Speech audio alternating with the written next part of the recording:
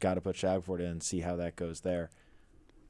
Yeah, and Javon Ruffin, one of the more the new transfer in from this season, but one of the more experienced players on that Falcon lineup, obviously coming in from Colorado, big school over there, and a lot of experience him. So, I think he's a good guy to have in the lineup for this Falcons team. I think Josiah Shackelford, obviously the youngest, he was the only underclassman on the starting lineup when he was in. He's only a sophomore.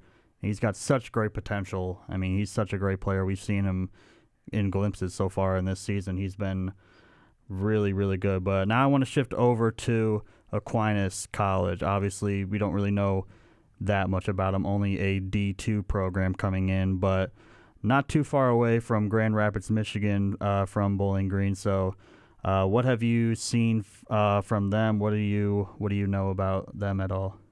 I mean, they're not nearly as strong of a program as Utah Valley was yesterday. It's definitely a very clear step down for the Falcons. Even at the D2 level, they are not a great team. They're 3-6 this season, and they've played pretty much all D2 competition. Mm-hmm. In fact, yes, all D2 competition. So they're not even a good team at the D2 level. They're probably about a 500 level team, maybe a bit below 500 level team at the D2 level. So a D1 school like Bowling Green, and a Bowling Green squad that I think is genuinely a top 70 team in the country, a possible tournament team and a serious contender for the MAC championship this season. When their three ball is falling, I think the Falcons will have no problem today, and I think they're coming out with just an easy victory and a much-needed victory after a game where they just couldn't get anything going against Utah Valley. Yeah, Utah Valley seemed to have their way against the Falcons yesterday, so definitely a must-win game for them, a bounce-back win for them to keep this season rolling. They would move them to 7-3, which is still a great start to the season. But yeah, their last two games have lost, have been at home. So you don't really like to see. And they've also struggled from the three at home as well. Yeah. Which is you don't want to see. Obviously you want to be at home. You want to be on your home court. You want to be in front of your home fans. And for them to not have, success these past recent games at home is a little concerning to me. But, they've just played some tougher competition, or just underestimated competition, we feel like. I don't know. I feel like it's wrong to say that Utah Valley was underestimated by BG. I think it was more so just they came in and they played their game, really. They shot lights out from – well, not lights out from – they shot very consistently from three. Mm-hmm. They got to their spots. They ran their offense. They picked up the pace. They dictated the pace for most of the game. I'd say the only time Bowling Green dictated the pace was when they started pressing and trying to get back into that one in the late minutes of the second half. So, you got to realize, after a big game like Kansas State, I don't think it's a lack of preparation. I think it's just it's such a confidence boost to beat a Power 4 team that you – even if it's not conscious, it's just unconsciously you take the next team less seriously. You get a big win and you ride that high until it's shut down, and Utah Valley shut it down. Yeah. But what you said, they were able to make a sort of, last minute push. They were down by 26 at one point and ended up only being an 11-point loss for them. So, I mean, I liked that they were, they didn't give up. They didn't quit. They could have easily just, checked out of this game like, okay, that's a loss. We'll just move on. They were like, no, we want to get back in this game. We want to, not be embarrassed by this team losing by 20 plus. So, you want to see more of that, intensity from the defense, obviously the 3-point shooting, but yeah, it's just. Yeah, I'd say those were the two main things. Is you touched on that. Is the 3-point shots need to fall. You need to get consistent from beyond the arc because when you shoot like you did against Kansas State, you could beat anybody on any given night. But you gotta be able to do that consistently. You got to stretch that over the course of a season. And then as far as defensively, I think it comes down to just hustle plays because I feel like the positioning is fine. The schemes are fine on defense. It just a lot of times it comes down to the hustle play. And they showed that in the latter part of that second half, which is the reason that they tightened that gap so much in the second half. I think they got outscored in the second half 44-40, which could have been a lot worse. It looked a lot worse, especially for the first part of it. Yeah. But they brought that back because they made the hustle plays on defense. They closed the passing lanes, and they trapped. Yeah, so we're going to take another quick break here, and we'll come back, talk a little more about the game and what's going on around the MAC. So keep it right here. You're listening to Falcon Radio. Let's take a moment to breathe. Deep inhale. Extend your spine. Remain focused on what you're doing. If safe to do so, exhale slowly, leaning to one side. Inhale back to center.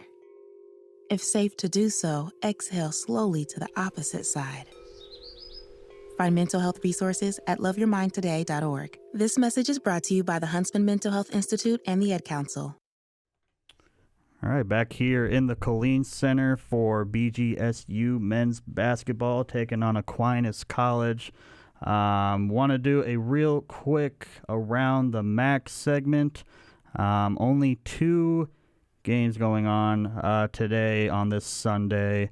Obviously, Bowling Green. And right now in halftime, Central Michigan is down by 20 to St. Louis, 52-32. A very high-scoring first half so far in that game.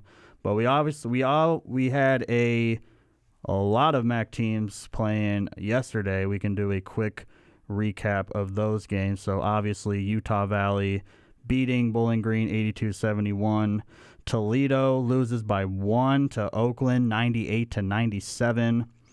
Miami of Ohio taking on Maine, getting a very commanding win 93-61. And Western Michigan getting the win over SIU Edwardsville 83-73. Buffalo has now achieved their first loss on the season to the St. Bonaventure Bonnies 77-69. Ohio University getting the win over Marshall 81-88. Massachusetts beating UMass Lowell 80-60. Kent State destroying Roberts Wesleyan 111-68. Akron getting a very big win over Tulane 88-71. They moved to 8-2 on the year. And Northern Illinois really struggling against Bradley, 84-55. They lose there. So a lot of very, very busy weekend in the MAC for everybody. And yeah, Bowling Green obviously back-to-back games on this weekend at home. So we will see how they bounce back. We're going to take one more break, and then we should be ready to send it over to Artie Abrego and Andrew Helkowski, who are at the Stroh Center ready to call this game. So keep it right here on Falcon Radio. Talking about guns with others might not always feel comfortable, but it could save a life. Here's a way to start a conversation. Your family is going over to your neighbor's home for dinner for the first time. How would you ask if there are any unlocked guns in the home? Hey, Hey, we're so excited for tonight. Before we come over, though, may I ask if there are any unlocked guns in your home? our guns are stored securely, locked in a safe that the kids can't access. Awesome. Learn how to have the conversation at agreetoagree.org. Brought to you by the Ad Council. All right, back here in the Colleen Center for Bowling Green men's basketball taking on Aquinas College. We are ready to send it over to the Stroh Center where Artie Abrego and Andrew Helkowski have the call for you guys. Artie, Andrew, how you guys doing? Doing pretty great, Sam. We're out here again in the Stroh Center. It's snowing outside. It's finals week. It's a little bit quiet right now around the campus. A lot of people packed in their dorms, getting ready for finals, studying away. I know I've been studying for a lot of different things, but we're here for BGSU men's basketball, taking on Aquinas. I believe that's how you say it. We were discussing that a little bit off air. I believe so. The logistics of how to say that. But already we're joined by Andrew Helikowski. And Andrew, really tough loss coming off of BG. You come off of the first Power 4 win in 20 years against Kansas State. BG lose a really tough one to Utah Valley. Yeah, I mean, honestly, to me, that just screams trap game. You know, I think they were going all in on that Kansas State game, especially, you know, having to go out there to Manhattan, Kansas. I don't know, it's a bit of a classic trap game, you know. All those emotions that you let out in that Kansas State, that fantastic win that you have on the road, and then, you know, you come back home and fall short. And really, I think just the coaching of Utah Valley is really what elevated them past the Falcons in their matchup yesterday. Absolutely. The ball movement was terrific yesterday for Utah Valley. They did a great job finding the ins and outs of the Falcons defense. Never really took their foot off the gas, but also the shooting really, again, struggled for BG.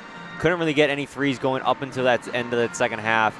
Again, it's a common thing we've seen all season when these Falcons haven't really been able to play a complete game, a complete first half and second half as we've been seeing them throughout the season. They've struggled a lot in shooting, and they have multiple cold stretches across the first and second half. Yeah, I mean, just like you said, just a lot of cold spells, I think. I don't know if it's nerves or what it is, but, you know, because we both know that this team can shoot the ball, but sometimes, you know, especially in these really, like, you know, crunch time, these clutch moments, they can sometimes fall short of that. Yeah, it's also a matter of just, can you carry that momentum from half to half, and can you overcome the competition? Now, Aquinas, you've heard of this team before if you're a BGSU men's basketball fan. Last season, I was on the broadcast with Tyler Kavlitz for this game. It was an 87-62 win for BG. So that was their first matchup in both programs' respective histories.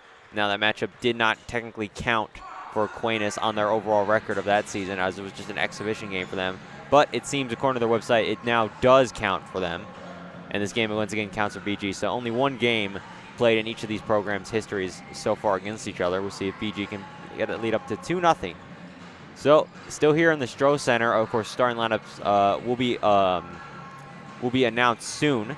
So we'll have those during the starting lineup introductions. So, Andrew, as you look at things heading into this one, what do you need to see from BG today to kind of get their season off back on track after a bad loss against Utah Valley? I think today they have a unique opportunity to really show the depth of this team because, you know, I think as soon as the playoff starts, I think you want all this, you know, all your stars out there ready to go, and I think you want to jump up to you want to score quick and you want to score early, and I think especially heading into MAC play, you want to make sure that every man on the roster has, you know, seen floor time, that they have experience, and that they're all ready to go with experience shooting the ball in a live game. So I'm expected to see a bit of a more unique lineup today, especially once we get down the stretch, you know, in the late first half into the second half. So, I mean, yeah, I think it'll just be a great opportunity for them to, you know, turn things around and have some momentum their way, and I'm sure they're all excited for it. Yeah, we've seen a couple of familiar second unit faces for most season. Meyer Wall, that's the one people have probably heard about the most, who's really been involved in that second unit. A little bit of changes going on in that starting lineup recently, as in Josiah Shackelford, he's began the season as a starter. He's transitioned more to the starting unit as Ruffin's been involved in the starting lineup for the past 4 games.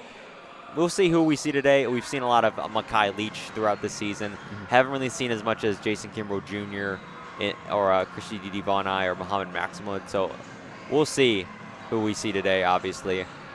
And as for Aquinas, pretty good, pretty decent offense headed into this one, averaging 74.2 points per game, shooting about 41% from the field. But they did just recently snap a 5-game losing streak in their last time out, in their last victory.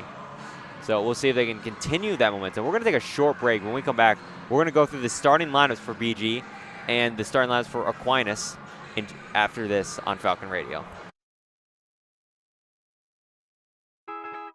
Cats are masters at using up their 9 lives, like chasing laser pointers into walls or jumping onto high shelves. But the one thing cats never do? Text while driving. So be like a cat and protect your one and only life. Don't text and drive. Don't drive distracted. A message brought to you by the National Highway Traffic Safety Administration, Project Yellow Light, and the Ad Council.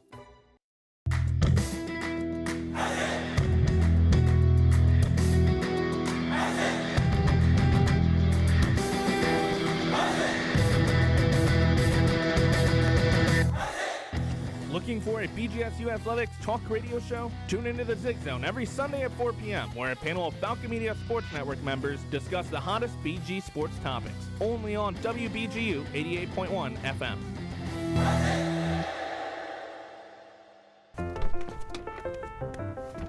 Mommy, can I sit in the front seat just this one time? Please, please, please. No, not yet. But why? Because I love you, and you're just not ready yet. Now, get in the back so I can get you in your car seat, please. Putting your kids in the right seat for their age and size is an act of love. Check that your kids are in the right seat at NHTSA.gov/the right seat. Love protects.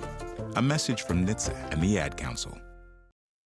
Even when the game ends, Falcon Media Sports Network's coverage continues with a recap on bgfalconmedia.com.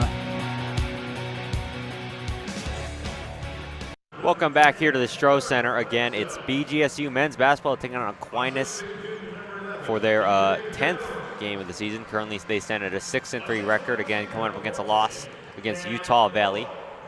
The Saints coming in today with a 3-6 record overall on the season. So the number 10 is the magic number here for BG. And is Artie Bago joined by Andrew Helikowski. And Andrew, you want to bring us through the Aquinas starting lineup? Yeah, so first off, we've got Devin Boyd, Jordan Bledsoe, TJ Jones, Cameron Moore, and Caden Pokerzinski. It's a pretty familiar starting lineup, I'd say. Unlike BG, Aquinas doesn't really have as much of a set starting lineup as BG does, as they kind of bounce around with their starters. But for BG, a very familiar unit, as the hype video is now playing throughout the Stroh Center. I believe they're trying to turn off all the lights now. Usually they turn off the lights for this part, but they seem to be on for this part. But nevertheless, another familiar starting lineup we've seen in the past couple of games for BG. Javon Ruffin, of course, at guard. He plays Josiah Shackford in the starting lineup for these past couple of games. Now looks to be the official starter moving forward at that position. Sam Towns, we heard his name a lot against Kansas State in that big-time win. He scored 28 points. That was a career high. Troy Glover the second. Javante Campbell, of course, Campbell coming in today with 31 steals, and Justin Thomas. So the lineup we expected for BG coming into this one. We'll see what the second unit will look like. Obviously, in matchups like this, you like to see your kind of go deeper into your bench depth. I know that's kind of what BGSU women's basketball coach Fred Shamil did today in their victory against Defiance. But lineups officially now being introduced. And Andrew, we talked a little bit about it, what you wanted to see today of the Falcons. What does BG need to do, and what does Aquinas need to do to pick up a win today? I mean, for BG, kind of like what I was saying earlier, score quick and early, get a lead quick.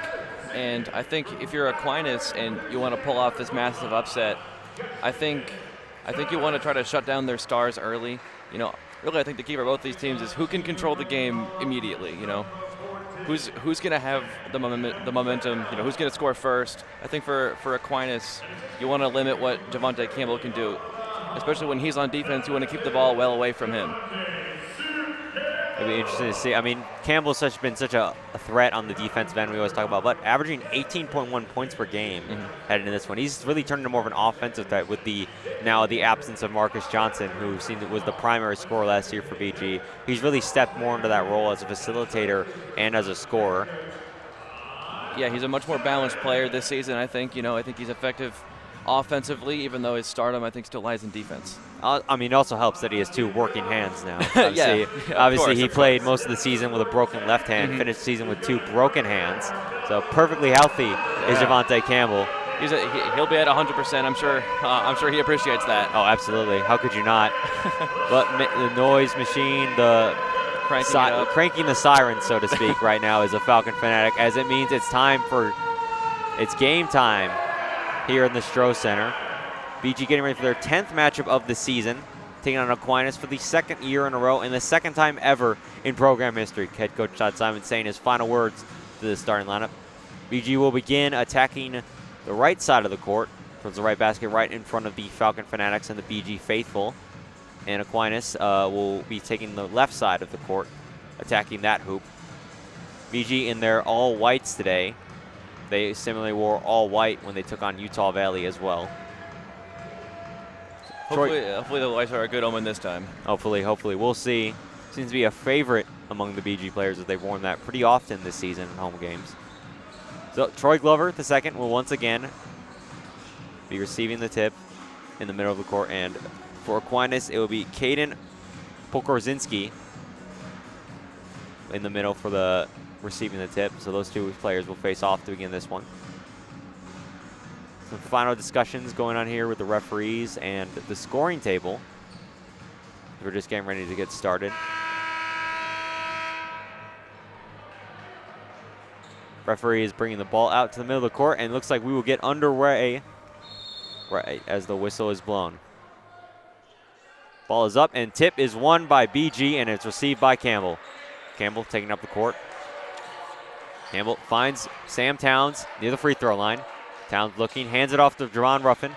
Ruffin driving inside, fakes, goes up for layup, no good, but a whistle is called. Foul is going to be called on number 11, TJ Jones. So that'll be the first personal foul, and that's picked up in the first 16 seconds of this one. So that's already sent Ruffin to the free throw line. I think he has a good opportunity here, get the team on the board and help with their shooting percentage. Ruffin had a really good start to his season off the second unit, now in the starting lineup. Makes his 17th free throw of the season. Obviously, going to hit at you with a possible announcer's curse. Hasn't missed a free throw yet this season. He's gotten this up to a 1-0 lead for BG. Second free throw is up, and it's good. So 18 for 18 on his season so far. Javon Ruffin's got BG off to a 2-0 lead to begin things. Aquinas with the ball, working their way around the court, finds Jordan Bledsoe moving to the court. Bledsoe finds Pokorzinski in the corner, off the rim, no good. Rebounded by Sam Towns. Towns finds Thomas on the right wing. Thomas trying to dribble up, loses the basketball into the hands of the Saints. Bringing up the court now is Cam Moore. Cam Moore loses the basketball, received by Ruffin. Ruffin in on the left wing now. Ruffin fakes the screen, finds Sam Towns at the free throw line. Sam Towns with a floater, and he sinks it. Yeah, that's what you want to see if you're Todd Simon. Your team getting out there and making their shots. Towns got things off to now a 4-0 lead for BG. Saints trying to move the basketball around. TJ Jones throws the ball across the court, finds Devin Boyd. Boyd with a bounce pass to Moore. Moore going to take a deep three in transition, and he sinks it. Nothing but net. 4-3 now. Saints within 1 point. Ruffin with the basketball. Walks around Towns, who passes it to Thomas, who passes it back to Towns, who passes it to Campbell, who passes it back to Ruffin. Ruffin dribbling around, being patient, finds Ruffin at the top of the arc. Ruffin to Towns on the right wing. To Thomas, I should say, on the right wing. Takes step inside, finds Troy Glover. 7 seconds on the shot clock. Glover going around, dancing around, no good on the layup. Underneath on the inside. So rebounded by Pokorzinski. And now with the ball is Jordan Bledsoe, who's guarded closely by Campbell at the top of the arc. Bledsoe trying to dance around, just gives off the void to Devin Boyd. Ball to Devin Boyd. Boyd pump fakes, decides against it, passes Pokorzinski. Boyd goes back to the top of the arc where he gets the ball. Boyd trying to dance inside, trying to go past Troy Glover, off the back of the rim, no good, rebounded by Javonte Campbell. That's another turnover forced by Campbell. He really just continues to show why he's one of the best players on this team. Ruffin with the basketball on the left wing, passes it back to Sam Towns, who passes it back to Campbell. Campbell slowing things down at the logo on the Bill Frack court, gets a screen by Glover. Campbell trying to find Glover on the inside, bounces off the head of Pokorzinski, right into the hands of Glover, and he goes up for an easy layup. It's a 6-3 win. So, I mean, using your head there to the disadvantage of the Saints. Now with the ball, Cam Moore almost loses the ball, but gets the ball back inside. Devin Boyd guarded closely by Javonte Campbell once again. Pass the ball to Boyd. Boyd tried to fake a three, try to drive inside, loses the basketball, but gets back in the hands of Jordan Bledsoe. 4 seconds on the shot clock. They're just going to have to get something going here. Campbell poking the ball loose. No good on the floater from Bledsoe. Rebounded easily by Javonte Campbell. And the Falcons have the ball once again. Ball pass to Ruffin in the left wing. Finds Campbell back at the top of the arc. Thomas receives the ball. Just quick floater pass to Glover, who's trying to battle his way inside. Pass outside to Justin Thomas, who passes to Ruffin, who takes the three, and it's no good. And that's rebounded once again by Cam Moore. Yeah, once again we see Bowling Green struggle with Sam Towns threes. with a steal. He pokes it loose, up for the layup, and good. So with the interception there, Towns just predicting where the pass was going to go, jumps right in front of it. and gets BG to an 8-3 lead. Monte Campbell tried to intercept it, but the ball is going to go out of bounds, and that's going to be the Saints' ball. So a couple of substitutions now coming in for BG. Meyer Wall is going to check in along with Josiah Shackelford and Aiden Goins. These really seem like your guy just teetering on the edge of being in that starting lineup. You know, your second best. I mean, Shackelford began the season in the starting lineup as the only underclassman in it, but he's been subbed out for Ruffin in recent weeks and seemed to work out well for the Falcons so far after picking up 3 straight wins, and 2 in the Fort Myers tip-off and then 1 against Kansas State. Pokuzinski going to take a 3 from the right wing, and he sinks it. So that gets the Saints up on the board once again. So that both their points today scored from the 3-point range. It's an 8-6 lead with BG up by 2. Goins, and he's going to battle his way inside for an easy layup. Gets the pass from Justin Thomas. He's got up to a 10-6 lead now. BG once again going with the full court press early as Cam Moore's got the ball trying to drive inside. Finds Pokuzinski trying to pass it outside to Moore. Moore passes to the recently checked in David Day. A deep 3 here shot by Jacob Howard, and Howard sinks it. 10-9. Again, all 3 points, all 9 points scored on 3 threes. Whistle called. Looks like it's going to be on the Saints. We'll wait to see which player that's assigned to. That'll be on Caden Pokuzinski, so that'll be his first personal foul. So 10-9, 15:32 left to play. It's going to take us to our first media timeout. We'll take it with him. Don't go anywhere. Stay right here on Falcon Radio. We asked parents who adopted teens to share their journey. If you build a relationship, then it becomes easier. If you build trust, it becomes easier. As a parent, you want what's best for your child. To give them the love that a child needs is probably the best you can do for a teenager. Learn about adopting a teen from foster care. Visit adoptuskids.org to learn more. A message brought to you by Adopt US Kids, the U.S. Department of Health and Human Services, and the Ad Council.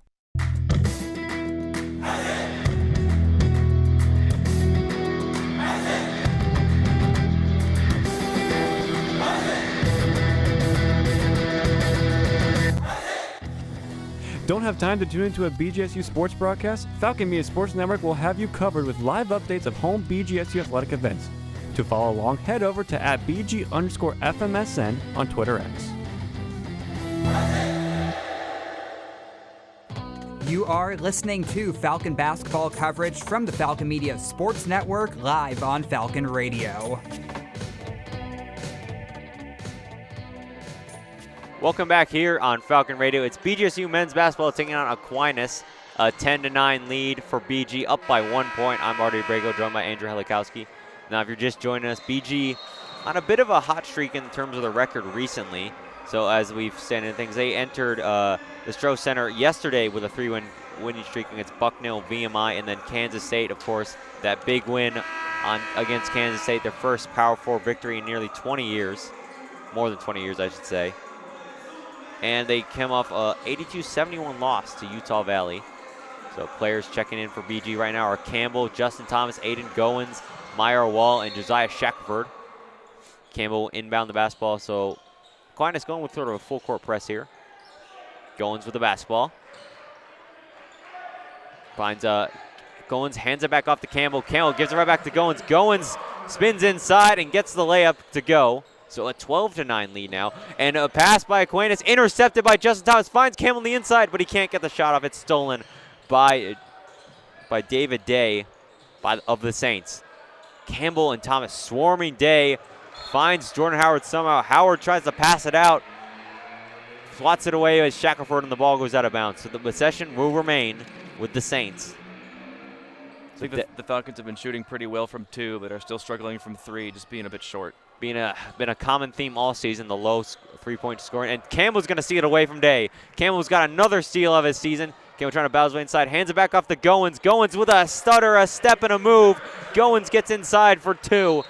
14-9 now, and Goins is hot early. He's got 6 points. All points scored from the inside.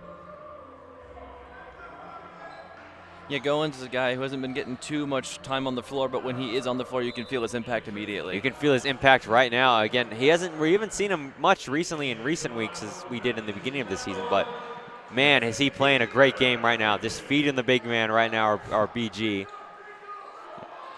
Only 1 minute for him yesterday, giving him 29 on the year. Ball bounced up in the air by Campbell, hits David Day in the legs, and that's going to be another turnover for BG, and BG is going to get the ball right back. So 5 turnovers already for the Saints to begin this game. 14:42 on the clock. BG with a 14-9 lead. Campbell's got the basketball, finds Goins near the free throw line. Goins guarded closely by Porkorzinski. Hands ball back off to Campbell. Campbell with the basketball, guarded closely by Day. Finds Meyer Wall on the outside. Wall trying to drive inside past Jordan Howard with a spin move and a floater. No good, but he gets his own rebound, and Wall puts it up for an underhanded layup. A 16-9 game now for BG. Meyer Wall is another just impactful player who sometimes... BG gets another steal. Kimbrough Jr. hands it off to Meyer Wall, goes up for a layup through contact, and 18-9 lead now. BG just swarming early with this full court press. For 6 turnovers already. Porkorzinski trying to drive inside past Kimbrough Jr. Bows away past the shorter Kimbrough Jr. Gets on the board. It's 18-11 now. So down to a 7-point lead for BG. Bro Jr. again, a player we haven't really seen as much of in the starting lineup, or in the second unit. Kimbrough with a bounce pass to Shackelford. Shackelford goes up for the layup through contact. He gets it to go off the glass. So a 20-11 lead now. Again, full court press. Goes off the hands of David Day, and that's going to be another turnover for Aquinas, and BG's going to get the ball right back. Actually, so a little bit of confusion there. Jordan Howard thought that the ball went off a Falcons player, but the ball did go off the hands of an Aquinas player, David Day. So the ball will be a BG possession. So 2 freshmen now checking in the lineup for BG, Makai Leach and Camden Carroll. Leach with the inbound to Kimbrough Jr. Jr. trying to drive inside, loses the basketball and winds up the hands of Jordan Howard. Passes all the way up the court. Howard gets the ball back. Howard goes up for a layup through contact, no good. Rebounded by Carroll. Carroll just hands the ball right off to Kimbrough Jr. Leach taking the ball up the court now. Finds Kimbrough Jr. Kimbrough Jr. looking speedy out there, trying to dance his way around his defender. Bounce pass to Shackelford, who drives inside, loses control of the basketball. Gets in the hands of Carroll, who loses the basketball, but winds up in the hands of Shackelford, who goes up for 2 points. A 2-point layup. 22-11 now. BG with an 11-point lead. A little bit of confusion on the defensive end as things get going. Trying to move the ball fast as Aquinas. Aquinas goes up for a quick layup. No good on the shot off the glass. Trying to drive inside is Jordan Bledsoe, but a whistle called. And the foul's going to be on Jason Kimbrough Jr. So those points will not count for Aquinas, and it will be an inbound for the Saints, but they will maintain possession. 12:48 left on the clock. So BG really going with that full court press right now, Andrew, and it's working out in dividends for them right now, forcing multiple turnovers. The Saints just look super stressed and don't know what they're doing out there currently. Yeah, the Falcons are playing extremely close on defense, and it's paying dividends. They've been forcing lots of turnovers. TJ Jones with the basketball right now, guarded by Myra Wall. TJ Jones trying to dance around Wall. He tries to get a move going off the glass, no good. Rebounded by Carroll. Carroll just quick pass to Jason Kimbrough Jr. Pass to Myra Wall, goes up for the underhanded layup. He sinks it. 24-11, a 13-point BG lead. They're on a 14-2 run over the past 3 minutes and 18 seconds. And there goes Meyer Wall again, making another steal forced by Shackelford. Winds up at the hands of Wall. He goes up for another layup. And he's got another bucket. A 14-2 run. A 16-2 run, I should say. BG with a 26-11 lead. A 15-point lead already. BG dominating this one so far. They've got 8 steals already with 12:12 left to play, and Aquinas has to use a 30-second timeout. Yeah, I mean, the Falcons have just been, flexing immediately, playing that full court press. They're playing extremely tight on defense, not giving them a lot of windows to pass, and it kind of shows that their slight size advantage, I think, is becoming a bit apparent now that we're seeing more turnovers. Tallest player on Aquinas is 6'8". Tallest player on BG would be Preston Squire, who hasn't played much this season, but Troy Glover, second, is 6'2". Sam Towns is 6'9". So, again, the size advantage is coming obvious. But I think it's beyond the size advantage. It's just BG has just been quicker on the defensive end and quicker anticipating the moves and the passes of the Saints as well. And we've seen that a lot today from them. They've been jumping in front of passes. Josiah Shackelford, he's been a pest defensively. They're just trying to be pests, trying to poke the ball loose, jump in front of passes, jumping in front of anything that, of course, it's like they're mind reading with them, sort of. They've been playing very smart basketball, just really, they're really able to read Aquinas' offense, and they're in the perfect position to, get interceptions, to get steals, and drive down the length of the court to their basket. And also that full court press I mentioned earlier, just really working out well for BG. They can't really do anything right now. They're getting forced pressure on the defensively when they're trying to inbound the basketball on those openings to start the possessions, and they can't get those possessions started because BG is stealing the ball away immediately, so they can't score. And when they do get in the defensive end, they're cold so far, as they've been 1 for 4 in the last couple of shots. Their only points coming from a bit of, toss it up there and pray kind of three-pointers, really just because BG is not giving them any space to shoot within the paint. Yeah, BG really winding down the shot clock to begin things on defensively when they're going up against Aquinas. So checking back in now, back on the court for both teams. It looks like they changed it to a full timeout, which really is supposed to be just 30 seconds, but they treat it as a full timeout. So Cam Moore will inbound, trying to look around the bigger Sam Towns, finds Pokorzinski. Pokorzinski with the basketball, finds back to Moore. Moore passes it right back to Pokorzinski. He's guarded by Camden Carroll. Pokorzinski trying to dribble around. Sam Towns gets up his hand in there. A dive for the basketball. Carroll ends up on top of Pokorzinski, and a whistle is called. Looks like it could be a jump ball. And we'll see who possession goes to here. Looks like it will remain with the Saints. I think once again we're seeing the results of tight defense from the Falcons. Yeah, Sam Towns just immediately used those long arms of him to try to poke the ball loose. Ended up with a scramble for the ball. So Jordan Bledsoe, he will inbound. Bledsoe trying to look away. Makai Leach. Makai Leach gets his hand on the ball, and he gets a steal. Bledsoe gets it right back with a steal of his own. Trying to drive up the court, and a whistle's called now.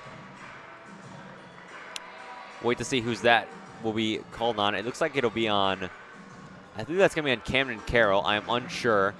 It'll be on Javon Ruffin, actually, so that'll be Ruffin's first personal foul. Only the second team foul for BG so far. So again, Aquinas with the basketball. Bledsoe with the ball, guarded by Leach. Finds David Day, who's guarded by Kimbrough Jr. David Day trying to dance around. Willis trying to work a spin move. Finds Bledsoe on the right wing for 3.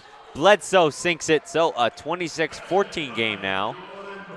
Saints looking mighty good from 3. 4-5 from three-point range. Kimbrough takes up the court, finds Sam Towns on the outside. Towns passes it right back to Leach. Leach trying to dance around Bledsoe. Leach finds Sam Towns on the left wing. Towns backing up against his defender, TJ Jones. Trying to spin around, goes up for the layup. No good, rebounded by TJ Jones. Jones passes to Bledsoe. Bledsoe with the basketball again, guarded by Leach. Slowing things down a bit for the Saints, gets a screen by TJ Jones. Still on the top of the arc now. A little bit of a mismatch here as he finds David Day, guarded by Kimbrough Drew. Day almost loses the ball on the left wing. Takes things back out to the beyond the arc. 11 seconds on the shot clock, and a whistle's called here. Blocking foul is going to be called on Jason Kimbrough Jr. That'll be the third team foul, and Justin Thomas looks like he's going to check in now for Kimbrough Jr. after Kimbrough Jr. picked up his second personal foul. Sam Town, head coach Todd Simon, I think, just telling his player to slow down a little bit, as Kimbrough Jr. a little bit of happy feet there on the block foul. Justin Thomas gets his hand on the ball on the inbound pass, steals the basketball, goes up for 2, sinks it, and he gets the whistle with a chance for one more. Once again, Justin Thomas just proving he can do it all. Gets the steal defensively, scores the bucket offensively. A true Swiss Army knife type of player so far this season. That's exactly what I was thinking. He is really just a jack of all trades. We're really seeing his athleticism and his skill today. Just feels like a player who can do it all. BG fans have seen it all season long. I've seen it all season long. Just a player who can kind of just do everything, facilitate without being the star player. Sinks the free throw, so a three-point play does go for BG. So back up to a 15-point lead, 29-14, with almost 11 minutes left to play. TJ Jones, he's got the basketball now, guarded by Makai Leach on the left wing, trying to dribble inside, takes things back out to beyond the arc. TJ Jones calling for a screen from Pokorzinski. Pokorzinski sets the screen on Towns. TJ Jones passes on the inside. Ball pass back out to TJ Jones. TJ Jones dribbling inside, finds Pokorzinski from the mid-range. No good, off the rim, rebounded by Troy Glover the second. of a second, trying to bring the ball up quickly. He loses the basketball, and it's stolen away. Cam Moore winds up with it. As TJ Jones back to Porkozinski, driving inside, goes up for the layup. Whistle called here. Looks like that'll be on Justin Thomas, and it'll send Porkozinski to the line. It will be on Justin Thomas, so that'll be his first personal foul. And Porkozinski will head to the line. Despite being down, I think Aquinas is playing with a lot of heart and playing with a lot of determination today. Definitely playing with a lot of speed, or trying to at least. Porkozinski's first shot from the line is no good. Score remained 29-14. A little bit rare there for Porkozinski, as he's shooting 81.1% from the line this season. Yeah, he's been very effective shooting free throws for them, 43 for 53. Averaging 17.4 points per game, and he misses the second one, so that's 2 bricks in a row for Porkozinski. Very rare there, so that trip to the line, the charity stripe winds up with a scoreless outing for the Saints. Campbell passes to Goins on the inside, driving through the left wing, and he sinks another one off the glass. Goins on fire right now. He's got 8 points and hasn't missed a shot. And once again, we're seeing Goins' impact early and quick. Campbell trying to poke the ball away from TJ Jones, but unsuccessful, as right now Devin Boyd with the basketball. Guarded by Justin Thomas. He's near the logo. Finds Cam Moore. More bounce pass inside the Porkozinski, who's guarded by Goins. Is he trying to back up against Goins? Goes up for the layup. No good off the back of the rim. Rebounded by Justin Thomas. Pass to Ruffin. Goins had a duck under that one from Thomas. Finds Goins on the inside right now. Goins goes up for another shot. It's good. And he gets a chance for one more with the whistle. Aiden Goins, oh my goodness, he's on fire. He's got double-digit points already. Up to 10 now. Man, Goins again, not even in the starting lineup, but he's been playing fantastic basketball here this evening. Just plowing right through the Saints right now as he's up to a 33-14 lead, a 19-point lead for BG. So Goins, he will head to the free throw line. So far on the season, Goins shooting 66.7% from the charity stripe. We'll see if he can end this one with a three-point play. Shot is good. Rolls around the rim a tad, but finds the way in. So a 34-14 lead now. Another full court press. Campbell gets a hand on it, but recovered by Cam Moore. Sam Challenge has to poke the ball away from behind for Moore, but possession will remain with the Saints. Devin Boyd, he's got the ball now. Guarded closely by Campbell near the logo. Gets a screen from Porkozinski. Boyd trying to dance inside. Goes up with a shot. A weird trajectory on that ball. It looks like it bounced up underneath the rim, or underneath the backboard, I should say. Justin Thomas take a rare three from the left wing, and he sinks it. So first three of the day is from Justin Thomas. He's got it up to a 23-point lead for BG, 37-14. You have to love to see that if you're Todd Simon. Your team is finally starting to make their threes a bit more. Of course, that only a couple shots taken today. Jordan Howard dancing inside with a bit of a Euro step. He gets some points on the board for Aquinas, 37-16. Goins once again receives the basketball on the inside. Goins trying to go off the glass. No good on the shot. Rebounded by Campbell. He goes up off the glass, and he gets the layup to go. So it gets up to a 39-16 lead with 18:28 left in the clock. Campbell trying to just intercept those passes all day on BG on that full court press. Jay Jones with a mid-range jumper off the backboard. Not even close. Rebounded by Sam Towns. Towns hands the ball, passes the ball to Justin Thomas. Thomas spins around, finds Goins at the top of the arc. Thought about taking that three. Sides against it, and he just hands the ball back off to Ruffin. Trying Ruffin. Pass the ball to Devontae Campbell near the logo. So they've got 13 seconds on the shot clock now. Campbell looking around, finds Thomas on the left wing. 8 seconds on the shot clock. Driving inside is Thomas. Thomas finds Sam Towns in the corner for three. No good. Rebounded by Goins. Goins on the inside once again. Goins with a spin around, turnaround jumper off the glass and sinks it. Aiden Goins. He's got 13 points, leads all scorers right now. So Saints back on the possession.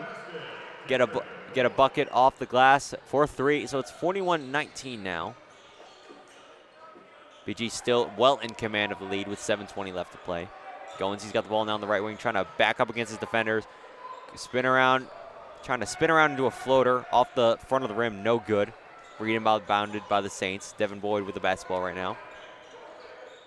It's Goins' first miss of the day. He'd been perfect thus far. Actually, 2 misses so far, 6 for 8. Sam Towns pokes the ball loose. Javon Ruffin comes up with it. Pass up the court to Justin Thomas. And he gets a layup off the glass to go, 43-19. So BG, again, just well in command. That's the 11th steal of the first half for BG. Cam Moore with the basketball, guarded by Campbell. Pass the ball to Devin Boyd. Javon Ruffin gets a hand on it, but possession remains with the Saints. Korkazinski with the basketball. Ball almost poked loose by Sam Towns. Pass is almost intercepted again by Javon Ruffin. Devin Boyd comes over. Justin Thomas tries to jump in and intercept it, but ball heads out of bounds. So a couple of almost steals by BG, but possession will remain with the Saints. So 6:26 left on the clock. We're heading into the second media timeout of the first half. 43-19 is the score. Don't go anywhere. We'll be right back here on Falcon Radio for the rest of the first half. Remember, always be generous with the nutmeg. Just eyeball it. Okay. Mom's wisdom has served you well, but now it may be your turn to guide her. Hey, I'm worried about Mom. She keeps forgetting her famous sweet potato pie recipe. Some things come with age, sis. And some don't. Knowing the early signs of Alzheimer's in a loved one will help you make the best decisions for your family. Visit 10signs.org to learn the signs. Brought to you by the Alzheimer's Association and the Ad Council.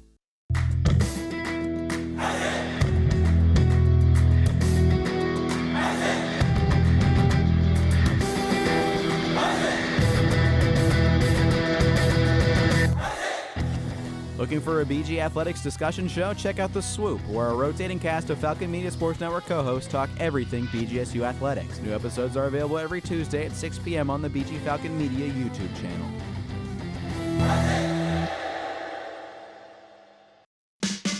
This is Falcon men's basketball coverage live on Falcon Radio. For Falcons, by Falcons.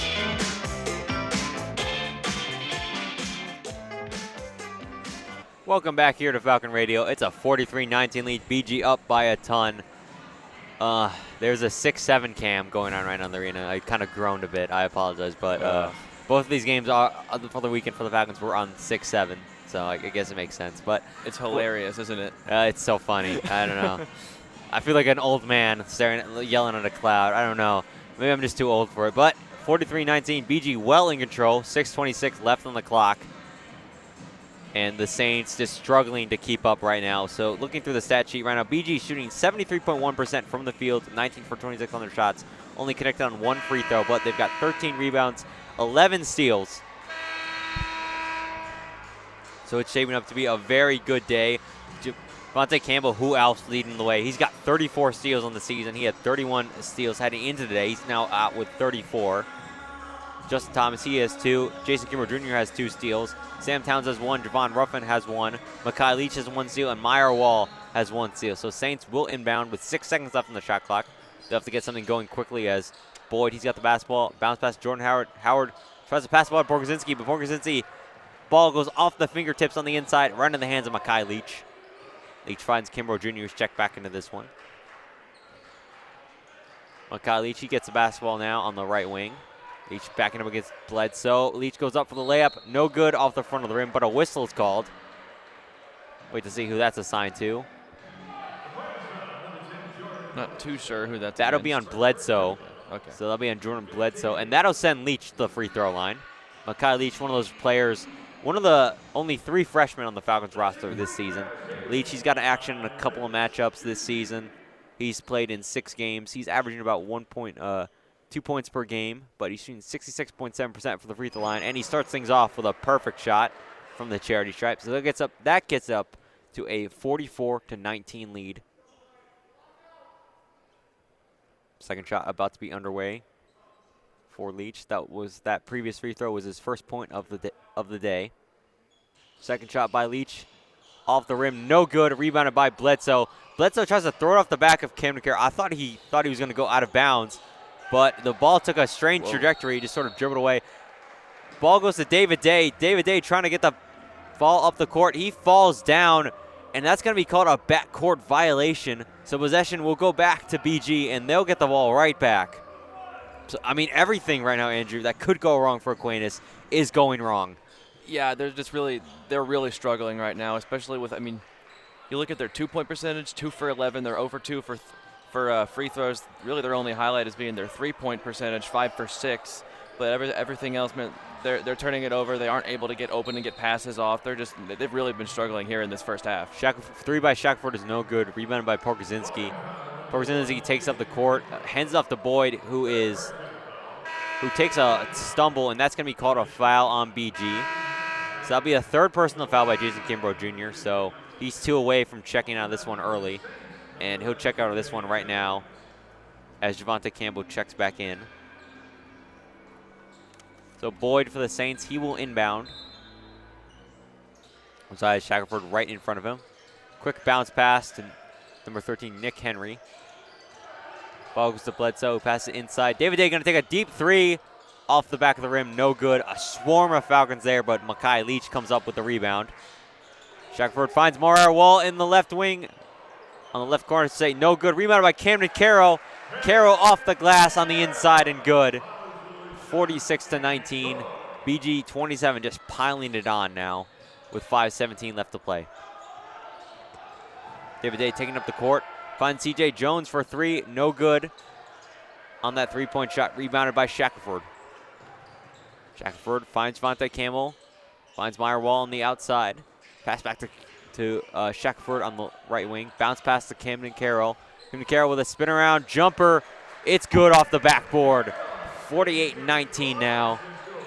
Carroll, the freshman, showing out early here. He scored the last 2 buckets for BG. Ball stolen away by Meyer Wall.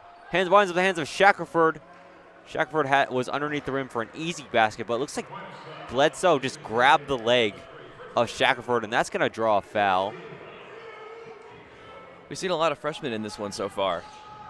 Yeah, so far we've seen Camden Carroll and Makai Leach. We'll wait to see if we see the third freshman, which is Christian Didi Von Eye, the walk-on freshman. So we'll wait to see if he gets involved in today's action. But so far, Jess Leach and Carroll. Javante Campbell will inbound after that last foul. He finds Carroll on the left wing. Carroll trying to drive inside, finds Meyer Wall on the left wing. Meyer Wall trying to drive inside. A whistle's called as he went up for the shot. Looks like that's going to be on T.J. Jones. So that looks like that will send Wall to the line. That's Jones' second. Wall was pretty good from the free throw line. 17 for 25. Wall is arguably the most important member of that second unit and has been throughout his career. Of course, when he came into BG, he had a very successful stint at Eastern Kentucky, where he was named the Atlantic Sun Conference Sixth Man of the Year. Looking like a possible candidate for that award in the Mid-American Conference on this young season. He makes the first free throw. Second free throw is good. So that gets Wall up to 10 points, so he's now at double digits. He joins his teammate Aiden Goins. Driving up the court now is Drew Bledsoe. A foul is going to be called on Josiah Shackelford. Looks like it'll be a blocking foul. Only the 6th personal foul for BG on the day will be on Shackelford. So Jacob Howard, he will inbound here, number 1, Howard. He finds David Day. David Day gives the ball right back up to Howard on a quick pass. He gives the ball to Bledsoe on the left wing, right wing, I should say. Howard with the basketball, trying to dance around Howard, trying to dance around Wall. Goes up for the layup, no good, rebounded by Meyer Wall. Once again, we're seeing baskets are hard to come by for the Saints. Leach finds Shackelford in the left corner for 3, no good, off the back of the rim, rebounded by Bledsoe. So 4:08 left in the clock, first half winding down now for both squads. Bledsoe finds David Day on the left wing. Pass to Nick Henry, almost intercepted by a Falcon. 3 by Jordan Bledsoe is good. So Bledsoe sinks that from 3. He gets it to a 50-22 game. Threes once again being a bit of a burden for the Falcons. Meyer Wall with a deep 3, and he sinks it. Meyer Wall showcasing the range. 53-22 now. As soon as I said that. I mean, that's the announcer's curse working out in the Falcons' favor right there. David Day with the basketball getting swarmed by Falcons, and he's going to get called for a travel, or it looks like he stepped out of bounds, actually, and possession will go back to BG. So 3:28 left on the clock here in the first half. That's going to take us to our final media timeout of the first half. 53-22. Don't go anywhere. We'll be right back here on Falcon Radio.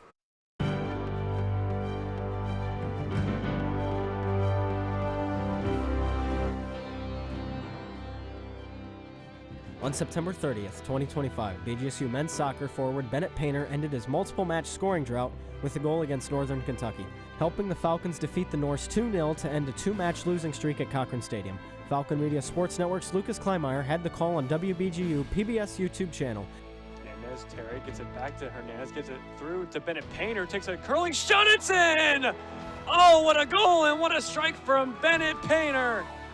Another masterpiece at Cochran Stadium, painted perfectly on the canvas. It's 2-0 Bowling Green. This has been a Falcon Media Sports Network featured call.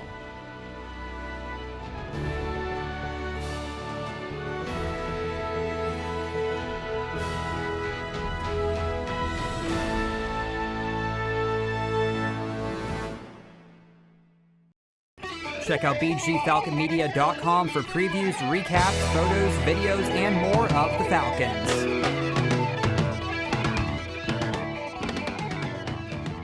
Welcome back here to Falcon Radio. 53-22 BGSU men's basketball up by an impressive 31 points. I'm not a math major. I'm journalism. Don't worry. My parents are teachers. I'm not, thank God. But Artie Bago joined by Andrew Helikowski. Of course, we're not the only ones doing content informing the people of BG Bowling Green of the athletics going on today. Of course, we have Dawson Peltzer on the recap here today for us. My fellow BGSU men's basketball beat writer, Foster Rostai, is on a sidebar, so that's a little bit of a side story going on at today's festivities.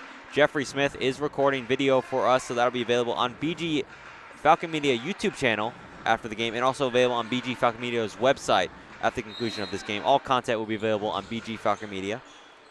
And Coyle Withrow is taking photos, and Dan Reidenauer is tweeting right now on the BGS FMSN account on X. So Sam Towns spinning around for a layup, no good. Rebounded by the Saints. Pokorzinski passed the ball up to Jacob Howard. Leach gets a hand on the pass. He gets the rebound. A no-look pass by Justin Thomas. Poked away by Jordan Bledsoe. Tries to get things going on the fast break, but did not get the ball back before it went out of bounds. Possession will remain with the Falcons. So Campbell, he will inbound now. Campbell looking, finds Troy Glover, goes up for a layup on the inside, and he sinks it. So Troy Glover gets things up to a now 55-22 lead. Made that look easy. And just a bad pass by Boyd. Miscommunication there today, and it goes out of bounds. So BG will get the ball right back. Another costly turnover. That's 17 now for the Aquinas Saints. I mean, the Falcons defense is really flexing here. I mean, I know that was more of an offensive miscue, but I don't think we should shy away. 17 turnovers is no small number. Still, the Falcons are thankful for that miscommunication as they get the ball right back. Campbell trying to dance around his defender, which is Cam Moore. Finds Sam Towns cutting inside for the layup. 57-22 now. Again, just dominance showcased right here by BGSU men's basketball. Bledsoe finds Boyd. Boyd guarded by Justin Thomas. Pass back to Bledsoe on the logo. He's guarded by Makai Leach. Bledsoe dribbling on the outside, driving inside, trying to go past Troy and Leach. Whistle called here as he went up for the shot. Looks like that one might be on Leach. That will be on Leach. So that will send Bledsoe to the line. So far on the day, they haven't only the second trip to the charity stripe for the Aquinas today. Kenan Pokorzinski, no good on his last trip to the line on both attempts.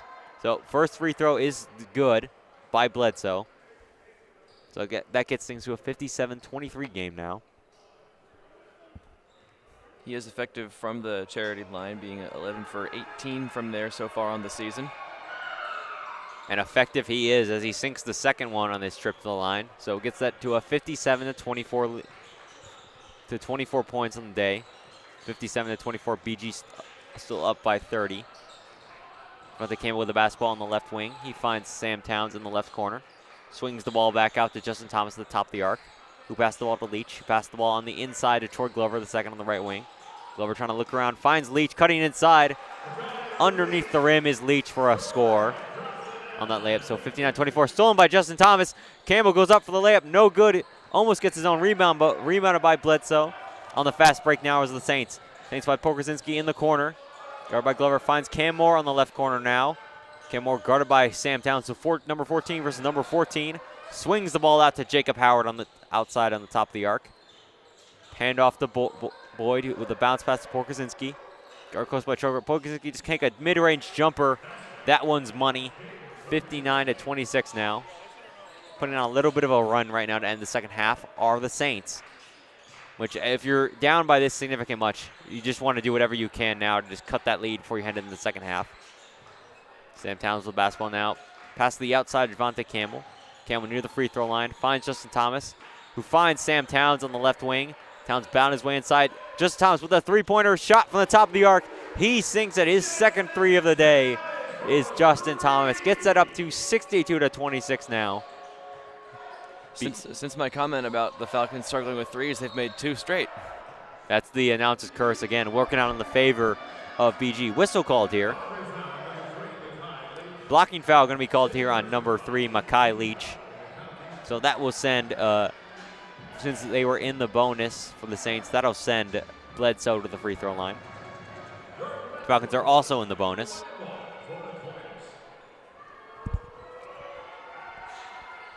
Bledsoe shot is no good, so a one and done right there. Free throw attempt was no good. Rebounded by the Falcons. Campbell, he's got the basketball. Pass to Thomas, who passes it right back to Campbell. Campbell trying to battle his way inside, goes up for the shot. Whistle called here. Looks like it'll be on Cam Moore on that last shot. So that shot on Camden Moore will send Javante Campbell to the free throw line.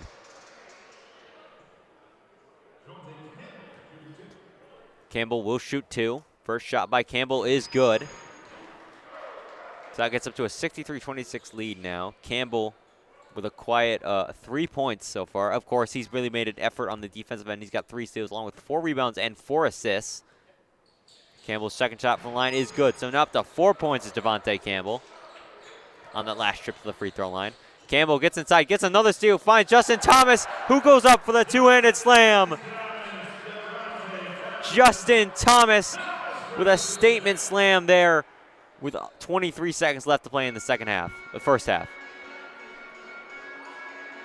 Justin Thomas tied with the top 3 guys on the Falcons with 13 points. He's made 2 3-pointers. A perfect 5 for 5 from the field. So 2 players, one Aiden Goins, he started off the game perfect, now only 6 for 8, but Justin Thomas with a quiet 5 for 5, perfect shooting from the field, along with, again, 2 threes, as you mentioned. He's also got 4 steals, 2 assists, and a rebound. A really solid performance so far by Justin Thomas. Aquinas inbounds the ball, loses the basketball as Boyd, but winds up in the hands of Camden Moore. Camden Moore trying to pass the ball past Justin Thomas, but that'll be called a kicked ball violation. It went off the foot of Justin Thomas. So possession will remain with the Saints with 15.8 left on the clock. And more passes intercepted by Javante Campbell. He gets another steal, hands the ball off to Sam Towns, tries to go up for the slam, loses the basketball, but a whistle's called on that last one. Looks like that one will be on Jacob Howard, and looks like that'll send Sam Towns to the line. It's almost a highlight play there. Yeah. Javante Campbell almost set up Sam Towns for a major dunk. But that one will send Towns to the free throw line. Lost it at the very end, but Falcons have only missed 1 free throw today. Sam Towns so far this season at the line, shooting a pretty good 85.3% from the line. He sinks that first one, so he's up to now 7 points on his day. Towns, of course, having a major stretch offensively. He had 18 rebounds against VMI. Of course, he had that big 28-point game against the Kansas State Wildcats in that big-time upset win, 82-66. Second shot by Towns is in and good. So 68-26 with 11.8 left in the first half. Saints down with the basketball. BG still going with that full court press. Trying to figure his way around his Boyd. He finds Cam Moore. Trying to pass the ball up to Jacob Howard, and too much power on the pass. Howard couldn't get to it in time on the offensive end and goes out of bounds. So BG, they've got possession with 3.4 seconds left on the clock. Falcons going way, way, way back. So it looks like Justin Thomas is going to play quarterback here. Going to take a big-time shot to Troy Glover, who finds Campbell. Campbell going to take a three with time expiring. Shot is no good, but Moore is going to be called for the foul on that last shot. So that'll send Campbell to the line with 1 second left on the clock. Falcons have an opportunity here to put 70 on the board in the first half. Could be 71 as well. I mean, if he shot that one from the three-point line. That's true. Campbell at the line for his first shot. First free throw is good. Javante Campbell, very solid free throw shooter, shooting about 73.6%. He's averaging 18.1 points per game. Second free throw is good, so he'll have a third one coming up here. They've got up to 70 for BG. A 44-point lead as we head into the second half. Third attempt by Javante Campbell is good. So 71-26, 1 second left on the clock. Howard going to throw up a prayer. No good. So BG with a 71-26 lead to end the second half. They end the half on a 30-7 run, a 12-0 run in the past minute and 23 seconds. A major offensive explosion by BG. We're going to take a step back, but we're going to send it back to the Cooling Center for the BG Falcon Media Sports Network halftime show, hosted by Sam Bork and along with Andrew Smith. So we'll take a quick break, but don't go anywhere. We'll be back with more action and more broadcasting, more of the call here on Falcon Radio.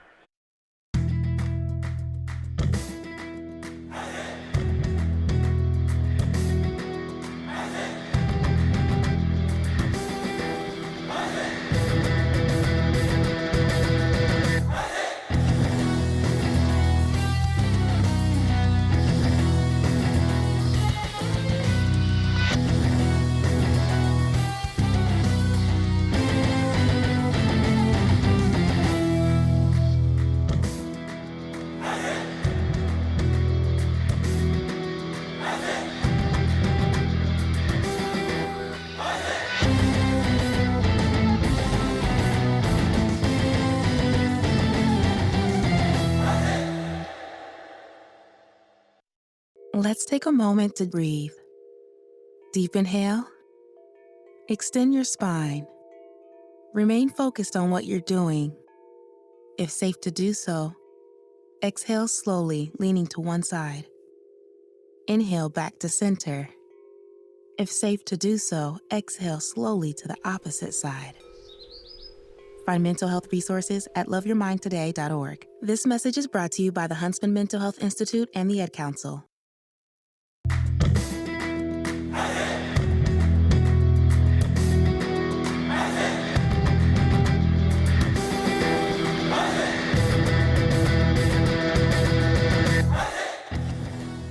Falcon Media Sports Network and BG Falcon Media takes pictures for nearly all BGSU and Bowling Green related events throughout the year. Head over to bgfalconmedia.com to check out thousands of photos and all the content.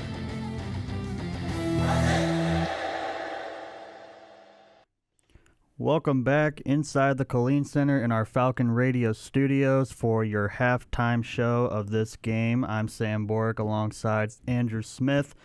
Bowling Green leading Aquinas 71-26, a very dominant first half we saw from this Bowling Green team. A much better performance we've seen from the last game, already matching their total from last game in just this first half alone. Talk us through what you saw there, Andrew. Well, I mean, the press that the Falcons are running defensively is causing so much trouble for Aquinas, and it's not something that the Falcons obviously can run against higher level opponents, but I would expect them to use it more often, maybe just to surprise a team, to try it late, maybe in the first half, second half, to get a quick bucket, maybe cause some chaos, just something that keep an eye for them to utilize as we head into MAC play in just a couple weeks. So, the Falcons just been dominant all game long. I mean, they're shooting well. They're getting to the line, 14 of 15 from the free throw line. They're out rebounding. They're on both the offensive and the defensive end. They're getting outshot again from 3-point range by Aquinas, but that's really the only shots that Aquinas has been able to make. They've gone 6 for 9 from 3. But a really pleasant thing to see from the Falcons is the spread for the scoring. 3 players with 13 points in Thomas, Goins, and Wohl. So it's really great that they're spreading the wealth. They're getting everybody active, getting everybody involved, and they're shooting 69.2% as a team and 37% as a team from the 3-point line. So those are both marks that they want to be at. All right, we're going to take a quick break here and come back and talk more about this first half performance and what we're expecting from the second half, so don't go anywhere. You are listening to Falcon Radio.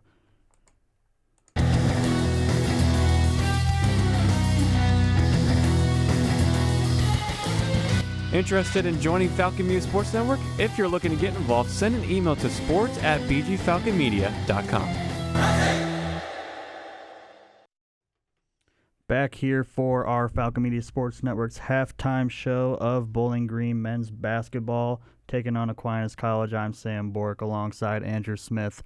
And what I liked the most from this first half was how much the bench was going. I mean, you had Aiden Goins, who has not really done a lot so far this season, but he has exploded in this first half. He is leading, like you said, tied for the game lead in points with 13 with Meyer Wall and Justin Thomas. So Bowling Green with their bench scoring 37 points. That's about half of their total score has just been from the bench alone. So how important is that, just to get your bench going and have them scoring at ease like they have done so far in this game? It's really important to get the bench involved, and it's a good thing to do against an opponent like Aquinas, a team that you really know, that looking at the schedule, that you're going to get an easy win against. And obviously first half is showing anything. I mean, the Falcons, if they don't take their foot off the gas, could score near 140 points in this one. So, just staying focused, getting more people involved, clearing off the bench, seeing just a bunch of people put up shots, seeing if you can utilize them in real minutes and in bigger games and bigger stages. So it's really good to see some freshmen getting involved. I'd love to see some more people get on the floor and get a good look at them and see how they're doing, just where they're at, get them flowing, get some shots up, get them some game time minutes. So really great for the Falcons. Then on the side of Aquinas, they just got to be careful with the ball. They're turning the ball over quite a lot, even especially in comparison to the Falcons. Obviously, in that full court press, causing them a lot of trouble, but they just got to get more physical. If they keep shooting the three like they're shooting it, they're going to be fine from there. So just getting physical inside, getting boards, getting to the line, and find a way to break that press of Bowling Green. And you probably not going to come back and win this one, but you can at least get yourself some good reps in against a D1 school so you can try to get some wins as the season goes on. If they shoot like this, like they have from the 3-point line, 6 for 9, they're going to be able to do that against D2 schools and get some wins and get a good season put together for themselves. Yeah, no doubt about it. So I want to take a look at who's your pick? Who are you watching for in the second half? I would love for Goins to get the player of this game. He's leading the team, co-leading the team with 13 points. Aiden Goins is just a big man down low who plays big. He had a little bump fade off the glass earlier. That was fun to see. Mm-hmm. Just needs to step it up in the rebounding department. More of a heavy-set guy, so and a little bit on the shorter end for a big man, but get a little bit more active on the glass. And I'd love to put him in that player of the game spot. So love that out of him, and just shooting 75% from the field on 8 shot attempts is great. Yeah, that would be real nice to see for him. But you're also looking at, Meyer Wall. Justin Thomas has been everywhere for them. Perfect 5 for 5 from the field, 13 points for him. He's made 2 3-pointers in 2 attempts, so he's perfect from 3. He's got a rebound. He's got 2 assists. He's got 4 steals. Him and Javonte Campbell have really... Yeah. We got to already really start leading that the counter on charge. Javonte Campbell for him breaking that steals record because, oh, my goodness, that's another 5 steals for him. And I know it's against, a lower-level team that the Falcons are going to face this season, but if you could start – I know he didn't have any in the past 2 games, but if he can step that up and get some steals against other opponents, I think part of that will be Falcons. I think Coach Simon will try to incorporate the full court press into the game plan a little bit more when they can cause some chaos. And I think Javonte Campbell's going to get some steals out of that. So, yeah, that counter already has to start because he is making a name for himself nationwide with the amount of steals that he's getting. Yeah, good to see him back on track in the steals department after, like you said, going rather quiet in these past few games, steals-wise. But, yeah, a bit of a, only 7 points from him, not what we're used to seeing, but he has not been needed really at all in this game. It's been everybody else around him being great production-wise. So, real quick, want to give you guys an update on the Central Michigan game, the other MAC basketball game that was going on today, and that score went final. Central Michigan suffers a very, very bad loss, 42 points. A 42-point loss, 107-65 at the hands of St. Louis. St. Louis moves to 8-1 on the year, so very good program there, and a very tough loss for Central Michigan. So we're going to take another quick break, and when we come back, we will just discuss a little more about this second half coming up. So keep it right here on Falcon Radio. Mommy, can I sit in the front seat just this one time? Please, please, please. No, not yet. But why? Because I love you, and you're just not ready yet. Now, get in the back so I can get you in your car seat, please. Putting your kids in the right seat for their age and size is an act of love. Check that your kids are in the right seat at nhtsa.gov/the right seat. Love protects. A message from NHTSA and the Ad Council. Back here on Falcon Radio in the Colleen Center, I'm Sam Bork alongside Andrew Smith. So, Falcons really have dominated this first half. 71 points in this first half alone. That matches their total they scored from just last game alone. Their highest point total was 120 points. That came against Bethany College in the second game of the season. Andrew, do you think they will top that in that second half? Honestly, they got 71 in the first half. Yeah, I think they're topping it. I think if they keep the foot on the gas, if the bench can come in and score in the same way, yeah, I don't see why not. I doubt they continue the full court press, though. Yeah, not really much of a need for that anymore, but you never know. I mean, Aquinas, they were shooting a lot of threes, making them. You could maybe see them try and come back a little bit in this game, but I think this offense is just simply, this Bowling Green offense is simply too much for this Aquinas team. They're very undersized. They are just getting bullied so far in this game. 46 points in the paint. I don't think we mentioned that compared to the 4 points from Aquinas.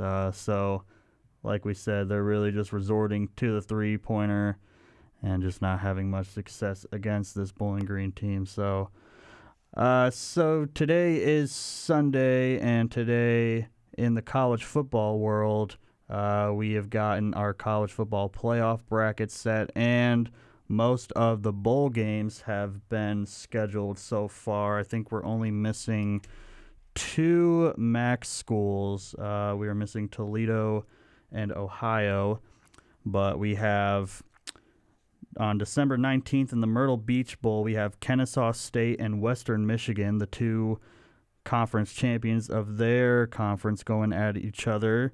December 26th, we have the Game Above Sports Bowl, with Central Michigan and Northwestern taking on each other. And December 27th in the Arizona Bowl, it is Miami of Ohio and Fresno State. So MAC action bowl games going on there.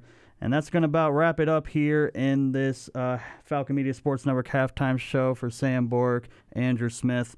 We're going to take it back to the Stroh Center where Artie Abrego and Andrew Helikowski will have the call for the second half. Artie. Thank you, Sam. Great job on that halftime report. So, as you mentioned, it's a 71-26 game left here in the second half. BG dominated that first half of play, Andrew. And it feels like they had their foot on the gas. That was probably the most complete first half we've seen this team play all season long throughout these first couple of games to begin the year. Yeah, absolutely. I think just, maybe not perfect in every aspect, but I think what they showed us here in this first half is they can play consistent basketball. That they can get it going. That they can limit mistakes. I think we're just going to want to see. Or rather, they would want to see more of that here in the second half. Just continue more of the same. Of course, we obviously know they're playing Aquinas College, a team that is 3-6 on the year so far that BG beat last season. So, of course, remember the member of competition of who they're playing. But, of course, it's always important to just bounce back with a strong performance. Obviously, this game is not over yet. Many things could happen. But if BG keeps it up, it would be a good sort of bounce-back victory after a disappointing loss to Utah Valley.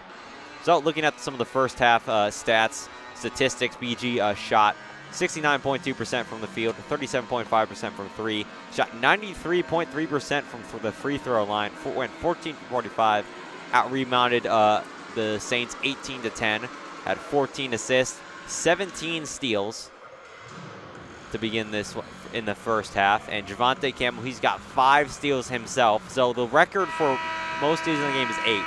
Campbell's already tied that record once this season. And we'll see if he can get 4 more to break that record officially. 100% on pace to break that record. Absolutely. And, of course, many things could still happen. We'll wait to see if he's even plays that amount of time he did in the first half as he did in the second. Yeah. Justin Thomas himself, he has 4 steals as well. Record wouldn't be out of the question for him either. Both of them really close to that threshold right now. But the aforementioned Justin Thomas and Javonte Campbell will be on the court to begin the second half, along with Troy Glover II, Sam Towns, and Javon Ruffin. So the starting lineup is back out on the court for BG to begin the second half. Bounce back to Ruffin, who gives it right back to Campbell on the right wing. BG attacking the basket on the right side of the court now. Ruffin with a 3, no good on the shot. A little bit of an awkward fall there. Ruffin comes up limping a bit. He looks to be okay, now walking it off. But still a little bit of a limp to his step now. Troy Glover II with a little bit of a spin around layup. He sinks it. So Aquinas, they will be attacking the right side of the court in front of the Falcon Fanatics. Troy Glover tries to intercept that pass from Polikowski. Pokes it loose on that floater by Polikowski. He comes up with it. It's Troy Glover. John Ruffin with a 3 from the top of the arc. He sinks it. Ruffin with a quick 3.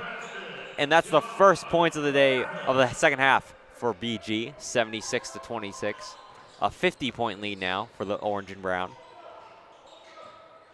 So that will be, last one was credited as a Cannon Porozanski turnover and the first steal for Troy Glover II. Bledsoe, he's got the basketball now. Bledsoe bounce pass to Porozanski. Porozanski passing inside to TJ Jones. Is guarded by Sam Towns. Jones, it looks like Sam Towns got a finger on that ball. Rebounded by Javonte Campbell. Campbell passed to Ruffin on the right wing. Ruffin pass inside to Troy Glover II. Throw a second pass out top of the arc to Javon Ruffin. Ruffin trying to dance around Bledsoe, trying to drive inside. A little bit of stutter step and a stop and a shot. He makes it. So 78-26. BJ just still pounding it on to begin the second half. They've gotten things up now to a 19-0 lead in the past 3 minutes and a 52-12 run in the past 13 minutes and 20 seconds. So Porogowski, he tries to go in for a layup. He takes a hard fall to the floor. Foul will be called on Sam Towns, and that will send Pokorzinski to the line. Pokorzinski, of course, his last trip to the free throw line went 0 for 2 from the charity stripe. Very rare to see him miss those shots from the line for Pokorzinski. as he shoots 81.1%, but a much more successful start to his trip as he sinks the first one. Pokuzinski, the redshirt sophomore, he leads the team in scoring points per game with 17.4. Campbell now with the basketball. A 78-28 lead for BG, still up at 50 points even after those free throws. Campbell with a swing pass. Thomas trying to go for an alley-oop to Troy Glover. Glover, a little bit of miscommunication. Glover just couldn't get to the basketball in time. Pokuzinski rejected by Sam Towns and transition. Pokuzinski's looking for a goaltending, I believe. Campbell loses the basketball on the opposite side of the court. Quick three by Devin Boyd is going to get it cut down to a 47-point lead for BG. John Ruffin moving in transition, loses the basketball for a second, trying to go underneath the layup, loses it, gets it right back, and goes back on the other side for the layup. He gets it to go 80-31 now with 17-18 left to play. So Ruffin lost the basketball, regains it, and immediately makes the shot. Boyd going to take a deep three from Curry range off the rim and no good. Rebounded by Justin Thomas. Thomas finds Ruffin in transition. Ruffin finds Sam Towns moving on the right wing. Ruffin thought about taking a three. Not going to go with it. Tries to step inside. Finds Towns. No good off that last layup. Rebounded by the Saints. Bledsoe trying to drive inside. Loses the basketball. Recovered by Troy Glover the second. Finds Campbell moving transition. Bounce pass to Justin Thomas in transition with the layup. He sinks it. Campbell to Thomas. 82-31 now. BG up again to a 51-point lead. So 16:33 left to play. TJ Jones spinning around, finds Pokuzinski. Pokuzinski trying to drive inside, a hard foul. And that's going to be on Troy Glover the second, and he's going to go to the bench. That last foul. So a couple of new Falcons will check in. Ruffin, Glover, and Towns will check out. Checking in right now are Josiah Shackelford, Meyer Wall, and Aiden Goins. Goins, he had 13 in that first half, and so did Meyer Wall with 13. So big first half for those two guys on the second unit. Inbounding now for the Saints is Cam Moore. Cam Moore finds Jacob Howard. Howard near the logo. Bounce pass to TJ Jones is guarded by Justin Thomas. TJ Jones trying to drive past Justin Thomas. Takes a little stop near the MAC logo. Finds Jacob Howard on the outside for three. No good off the back of the rim. Rebounded almost by Justin Thomas. He falls to the ground, but winds up in the hands of Javante Campbell.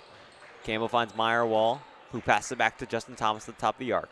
Thomas gives it right back to Campbell. Campbell pass to Goins on the left wing. Goins spinning around for the floater. He sinks it. Aiden Goins starts off his half with two, up to 15 points on the day, 84-31 with 15:50 left on the clock. Goins started the game pretty hot, but he's cooled down since, so nice to see him get back out there and get another basket. Goins, once again, is tied in lead for scoring with Justin Thomas, with both with 15. Campbell trying to poke the ball away, trying to get another steal. He's got 5 steals, and he's going to get a 6th. He finds Justin Thomas in transition. Thomas goes up for the one-handed slam. Justin Thomas throws it down here in the Stroh Center, 86-31. So Campbell with 6 steals now. Thomas is having himself a day. He is still perfect in shooting. 17 points now, 6-6 in the field. Losing the ball is TJ Jones. Winds the hands of Meyer Wall. Wall takes a stop and sinks the layup, 88-31. And BG just keeps going and going, up to 57-point lead.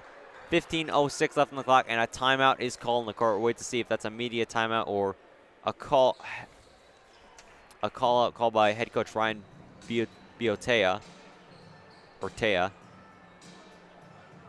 15:06 left to play in this one, second half, and things just keep going on. It'll be a 30-second timeout, so we're going to keep it right here. And Andrew, things just keep getting piled on and worse for Aquinas. What can they do at this point to just, or can they do anything at this point to sort of just quell the Falcons' offense? I mean, you know, the lead is so large. I don't think there's really anything they can do to come back. But I think if you're Aquinas right now, you want to just,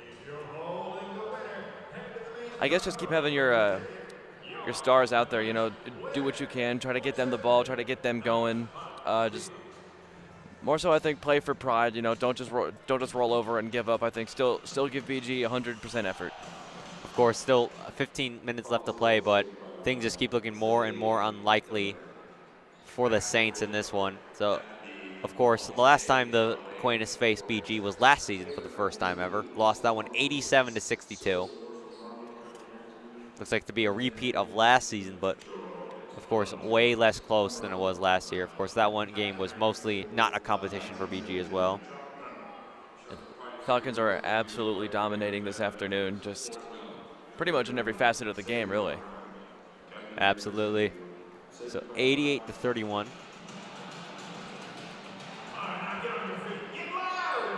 BG checking back on the court are the Saints, and Falcons will check back out shortly. They're still in their huddle. Still Todd Simon still discussing things with the team. A couple of T-shirts being thrown in the crowd here for the fans. Of course, not a big student section today, Andrew, but that makes sense. It is finals week. Of course, there are other things going on in the lives of students that require a multitude of stress. But, of course, the Falcons men's basketball team not stressed out at all at the moment. No. I know when I get home, I'm going to have to start working on my finals again, too. Oh, of course. It's a common theme for all of us here at Falcon Media Sports Network. I think everybody can relate to that. Absolutely. So, checking out on the court now for BG. Makai Leach, Aiden Goins, Jason Kimbrough Jr., Meyer Wall, and Josiah Shackelford is the lineup on the court now on the Bill Frack court for BG. BG with 88 points on the day. They've only hit double-digit points in scoring, triple digits in scoring once this season against Bethany College in a 120-65 victory in their second game of the season. So right now with the basketball check down on the court,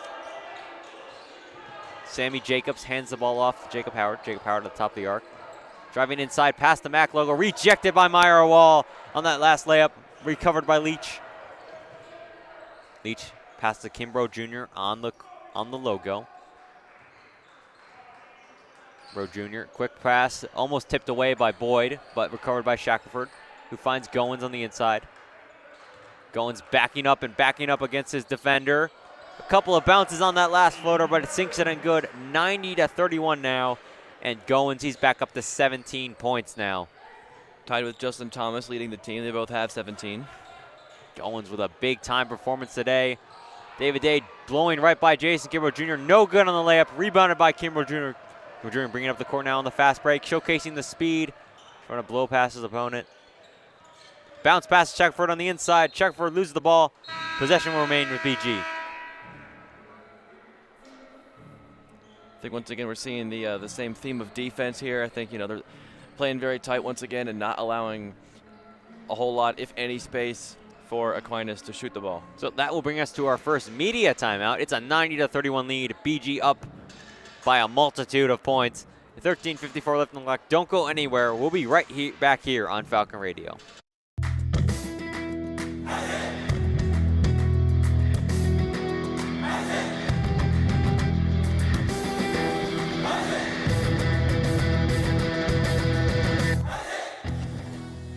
Are you a fan of BG Falcon Media and the Falcon Media Sports Network? You can show your support for BGSU student media by donating at the bottom of the page of stories on bgfalconmedia.com. As veterans, we're no strangers to helping others.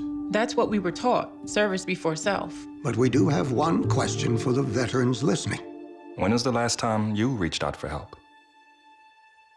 If you or someone you know needs resources, whether it's for stress, finances, employment, or mental health, don't wait. Reach out. Find more information at va.gov/reach. That's va.gov/reach. Brought to you by the United States Department of Veterans Affairs and the Ad Council. Check out live updates on X at BG_FMSN.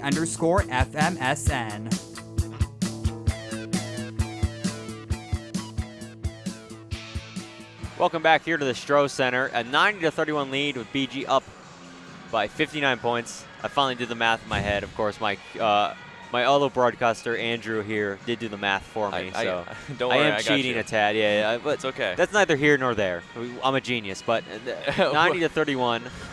BG 10 points away from hitting triple digits in scoring at 100 points. Last time they did that, of course, I mentioned earlier, was against Bethany College, 120 to 65. That was just the second game of the season. So that would be the second time this year BG has accomplished that feat. The real question is, are they gonna break 120?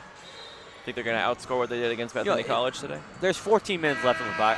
I would say it's possible. Of course, we'll wait to see who exactly, if they slow down a tad, if they try to just wind this one down. Of course, I believe they're probably more focused on just scoring as much as they can at the moment. Yeah. So they can relax a little more in the later minutes of the game at this point.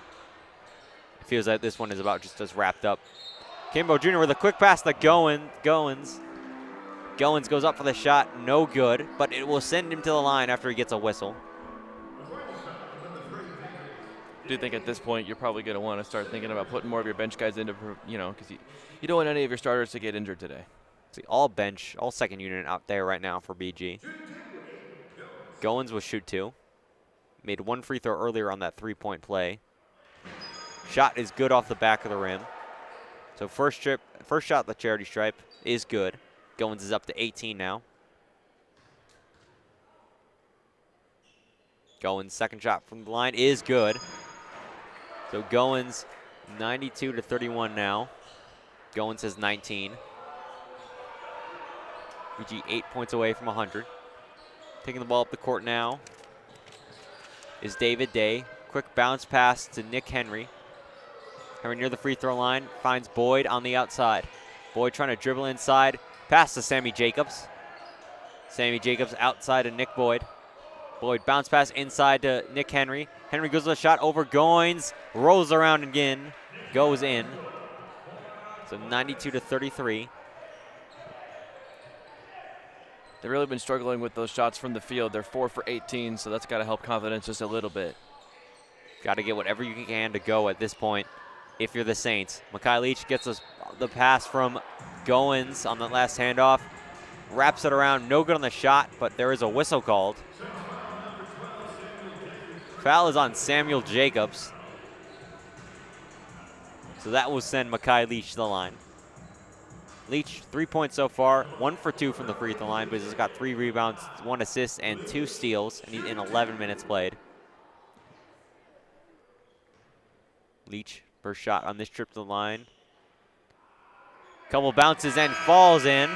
See Leach just wince a little, just waiting for it to fall. Up to a 93 to 33 lead, up by 60 points. Didn't need help with the math on that one. No. I mean, that one was pretty obvious, honestly. I'd be sad if I couldn't get that one. That'd be concerning. Yeah. Leach, second shot from line. So he goes 2 for 2 on this trip to the charity stripe. 94 to 33 now. 13 points left on the clock.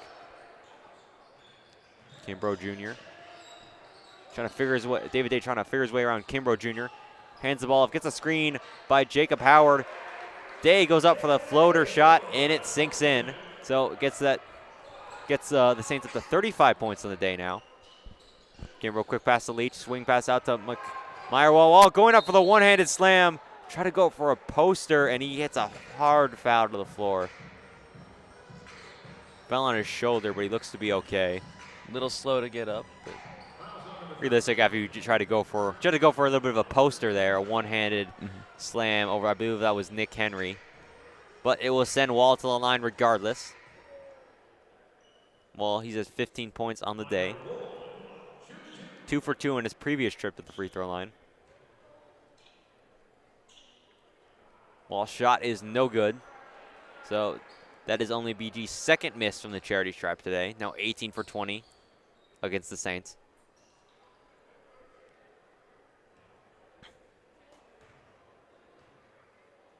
Wall shot, free throw line, it bounced around, no good. So it goes 0 for 2 on that trip to the line. Very rare misses by Meyer-Wall. Meyer-Wall has been very effective so far, so a bit disappointing to see that. Of course, BG still up by a considerable amount with 59 points. Again, There's the math. David Day going against the aforementioned Meyer-Wall. almost slips, just gets the ball out quick to the top of the key to Boyd. Boyd takes a little bounce inside to Sammy Jacobs, goes to the three, no good on that last shot off the rim.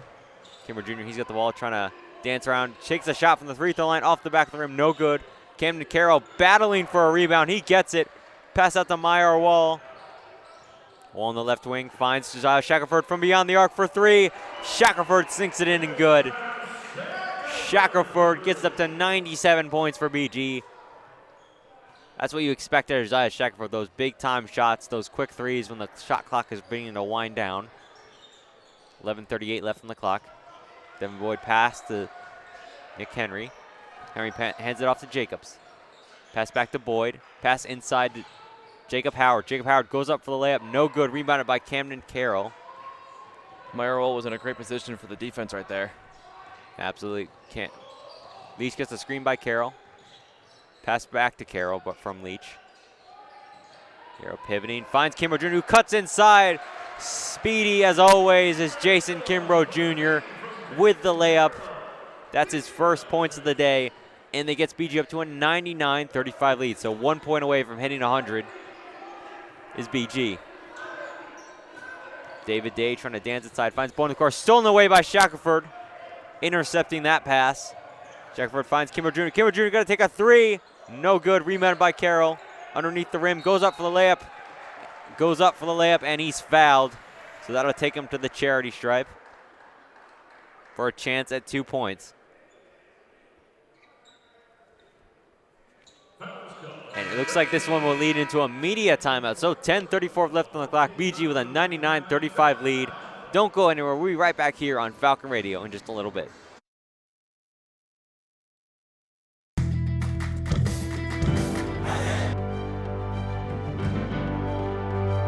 On August 28, 2025, BGSU football running back Cameron Petaway returned at kickoff 97 yards for a touchdown on the first play of the season against Lafayette. The second straight year, the Falcons found pay dirt on the first play of the campaign. Falcon Media Sports Network Sean Connolly had the call of the moment on Falcon Radio. Dumont kicks it away, and we are underway in the 2025 football season, and it will be returned. Looks like he's got an opening, and will we see it again? There he goes. He's at the 50. There he goes for the second straight year. He will be gone. 2 years in a row, Cameron Petaway. Touchdown Falcons. Unbelievable. This has been a Falcon Media Sports Network featured call.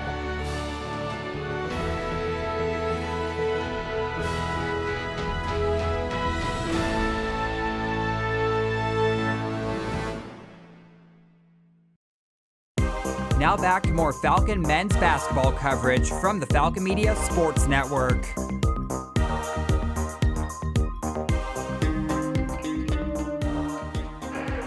Welcome back here to Falcon Radio. When we left you off, Camden Carroll is going to head to the line for 2 free throws. BG dominating in this one, 99-35. Artie Brago joined by Andrew Haukowski. Of course, this one just about over with 10 minutes left, 10:43 left in the second half. On the court now for BG, Carroll, along with Javante Campbell, Javon Ruffin, Sam Towns, and Justin Thomas. Nick Henry was the player, Saints player who fouled, so that is his 4th personal foul. That's the most on either side on both teams, so he's 1 away from checking on this one earlier. And he's been subbed out of this game, or this unit on the court right now for the Saints. Carroll at the free throw line. One of only 3 freshmen on this BG roster, and the first throw from the line is no good, off the front of the rim. Carroll's a little bit shaky on the free throw line. He's only 3 for 8 on the season. Second shot about to be underway here from Carroll. Their second shot is good. So 1 for 2 on that trip line, and he gets to 100 points for BG. So 100-35. Second time this season BG's hit triple digits in scoring. Sammy Jacobs with the basketball. Finds CJ Jones. Passes the ball out to Cam Moore. Polgowski rejected by Justin Thomas. Ball winds up in the hands of Camden Carroll. Campbell finds Yvonne Ruffin in the corner. Ruffin just gives it right back to Campbell. Campbell slowing things down a bit with 20 seconds left on the shot clock. Finds Sam Towns on the left wing. Ball takes an awkward bounce and heads out of bounds. But possession will remain. BG. I think a Saints player got to his hand on it and sort of sent it out of bounds. I think that was T.J. Jones that got a hand on it there.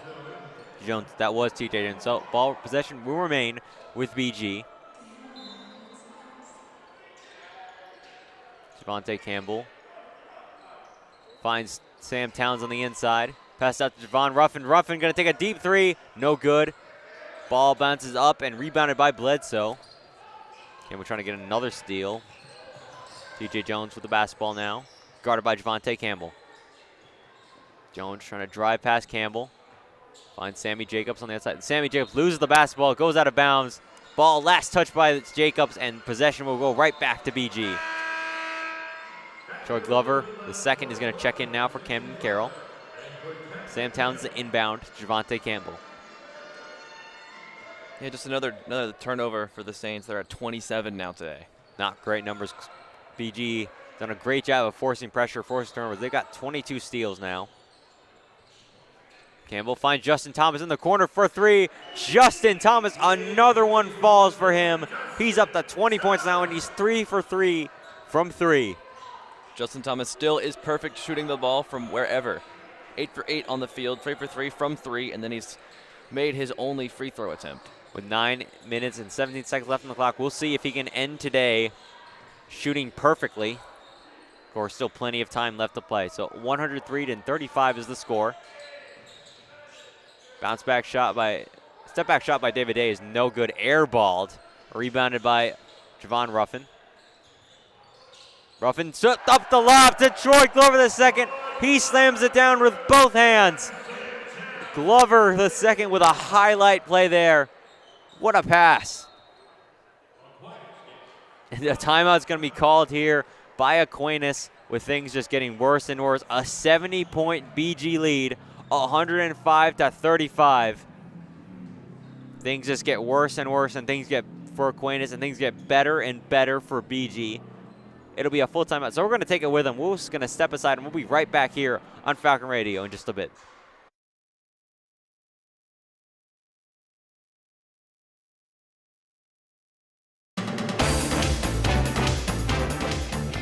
This is a Falcon Media Sports Network studio update.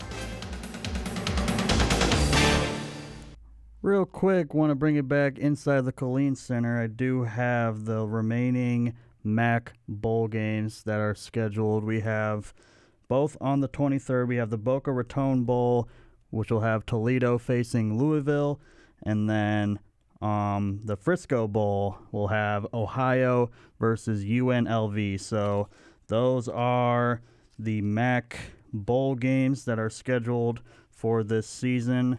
So just wanted to come and give a little update in the studio. We will bring it back to Artie and Andrew on the broadcast. You are tuned into Falcon Media Sports Network basketball coverage on Falcon Radio.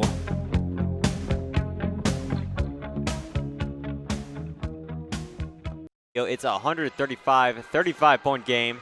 BG up by 70 points. Things just about over here as some fans are already heading for the exit. Now it's pretty dark outside now. It's only 5:29 p.m., so it's just that time of the year where the weather just gets at that point. Things get darker outside. It's a little harder to see at night, of course. It is? Yeah, I think so. I mean, you're wearing glasses. I don't know if you know how good sight is. I don't think it really makes that big a difference. I might. I don't know what your prescription is. And another lob here to Troy Glover the second, but that one's no good. Trying to go for, trying to become a little bit of a lob city magic there for the orange and brown. Glover just a little frustrated. He missed that one and a chance for 2 lobs in a row. Couldn't get that one to fall, but still a very good one to send that one into the timeout from Ruffin to Glover as we left things off. Bledsoe with the basketball now, guarded by Justin Thomas. Bledsoe driving inside, off the glass, no good. Rebounded by Javante Campbell. Javante Campbell, he's got 6 rebounds, 9 assists, 6 steals, along with 7 points.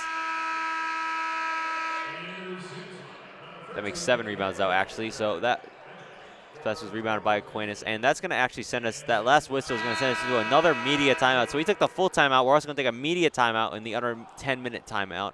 So 7:54 left in the clock, 135-38. We're going to keep it here just because we don't want to go on to 2 breaks back to back. That just seems a little unfair. But, Andrew, looking at BG's upcoming schedule, is looking ahead for things. Of course, after this one, they've got Chicago State. Their last matchup before the official start of the Mid-American Conference season. Yep. MAC play, what you've waited for. It starts earlier this season. Usually it starts in January. It starts earlier now in December. What do you think, looking at this game, of course, there's a lot of positives here for BG, but is there anything in particular you think they need to improve on as we head into MAC play? Obviously, we've talked a little bit about the positives today, the defense, but is there anything you're seeing today that they might need to improve on when we head into the Mid-American Conference schedule? They have been better at shooting threes today, but I think that's still an area of the game in which they have to improve. You know, we saw what happened yesterday when they weren't doing well on threes, and I think, you know, if that trend continues throughout MAC play, they could find themselves in positions to lose games. You know, they could find themselves, you know, just behind the momentum. I think, you know, just making sure you're hammering down those threes. But I've been really impressed with what I've seen so far today. I think just you want to carry this momentum forward with you. So they're 6 for 14 today from three-point shooting. That's 42.9% from beyond the arc. Of course, still matter to see how they'll compete against Mid-American Conference schedule. They'll begin their Mid-American Conference schedule against Ohio. Then they'll take on Siena Heights. A little bit of a break game in between things. Then they'll have another game against Miami, Ohio on the 30th. And then their first game of after the new year will be against UMass, the newest member of the Mid-American Conference. And that game will be on January 3rd in Massachusetts. Pretty fun trip for the team, I assume, taking the trip over there to Massachusetts. But pretty unique place to go. Pretty unique place as well. So the BG shooting 67.8% today. They've scored 34 points in the second half. 32 rebounds on the day, 22 assists, 22 steals, 7 blocks. Multiple players with double blocks. Javante Campbell, Justin Thomas, and Meyer Wall all have 2. Sam Towns has 1. Also 3 players with double-digit points, that being Justin Thomas, Aiden Goins, and Meyer Wall. Big scoring day and big defensive day for the Falcons. Bledsoe, he's got the basketball, guarded by Shackelford. Wall, Glover the second, Kimbrough Jr. and Leach are on the court right now. Kimbrough Jr. gets a hand on it, intercepts the pass, goes up for the layup in transition, no good, but a foul's called on David Day. Kimbrough Jr. just swooped right in there like he was Wally West, intercepted that pass, almost got the shot to fall. But in fact, Jason Kimbrough Jr.'s favorite superhero, according to himself, is the Flash. You can see that on how he plays. He runs absolutely. super fast. Spent time at 2 different schools prior to going to BG, both at Highland and Phoenix College. Another player called up from the JUCO level, coming up from the JUCO level. Recruited by Todd Simon. Second shot is good, so both shots fall for Jason Kimbrough Jr. He's got up to a 107-38 game. 7:36 left on the clock. Nick Henry with 4 personal fouls to check back into this game. Bledsoe looking around, finds David Day, almost intercepted again by Jason Kimbrough Jr. Day trying to dance around Kimbrough Jr., takes a step back, shot off the rim, no good. Rebounded by Troy Glover the second. Pass it to Kimbrough Jr. Kimbrough looking around, finds Meyer Wall near the top of the arc, who swings it out to Shackelford. Shackelford tries to go up for a layup. Ball heads out of bounds. And it's a little bit hard on his knee, but looks to be okay. Troy Glover the second will check out for Aiden Goins. So entire second unit out there now for BG. Makai Leach to inbound. Finds Goins. Going up against Nick Henry. Goins hands it off to Makai Leach. Leach goes up for the layup. He sinks it in. 109 points now for BG. 38 for Aquinas. Leach being a true freshman, of course. Sammy Jacobs with the basketball. Finds TJ Jones at the top of the arc. Bounce pass to David Day. Passes it inside to Nick Henry, guarded by Goins. Rejected by Goins on that shot. Rebounded by Goins as well. Finds Meyer Wall. Wall gives it to Kimbrough Jr. Jr. finds Shackelford in the right corner for three. No good. Rebounded by TJ Jones.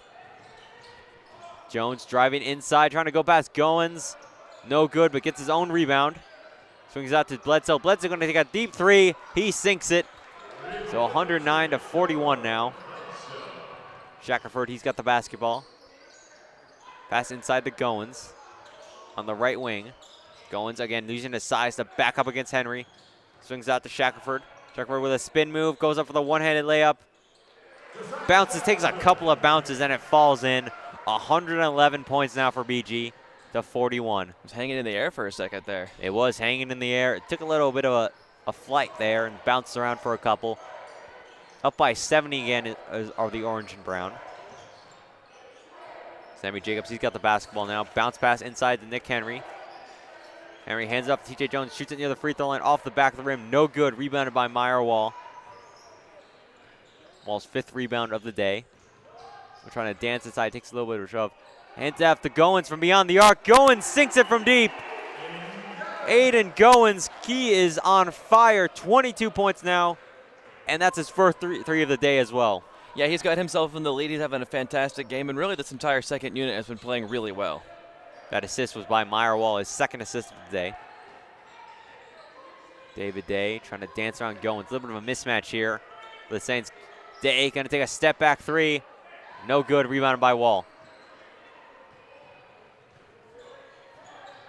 Well, he's got the basketball. Bounce pass inside to Goins on the left wing. Goins goes up underneath. Tries to go over the back of his head with the layup, but draws the foul regardless. So he'll be sent to the line. That foul's on Nick Henry. So Nick Henry, that's his 5th personal foul, and he'll check out of this one early.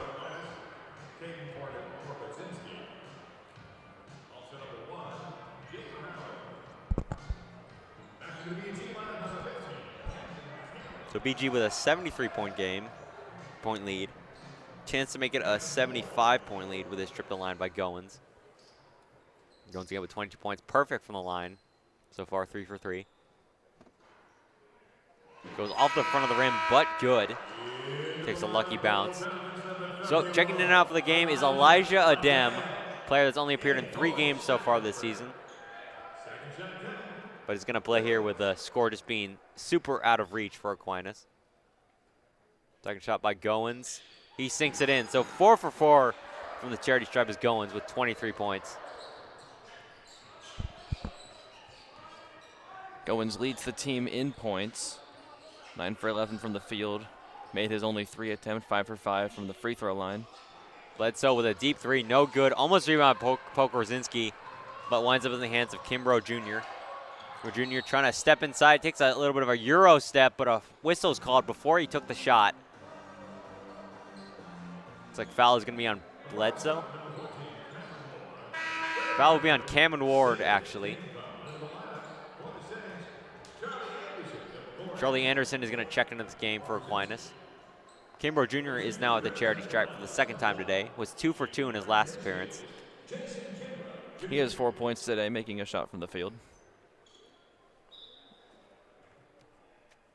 We're getting a lot of minutes here today. Of course, the entire 2nd unit starting lineup is out there for BG.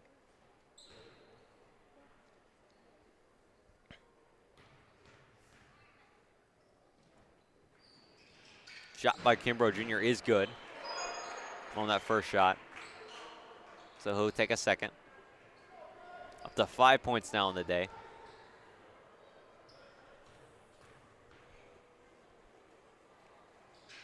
Second shot is good, so 6 points on the day for Kimbrough Jr. Anderson inbounds to Bledsoe. Bledsoe guarded by Makai Leach.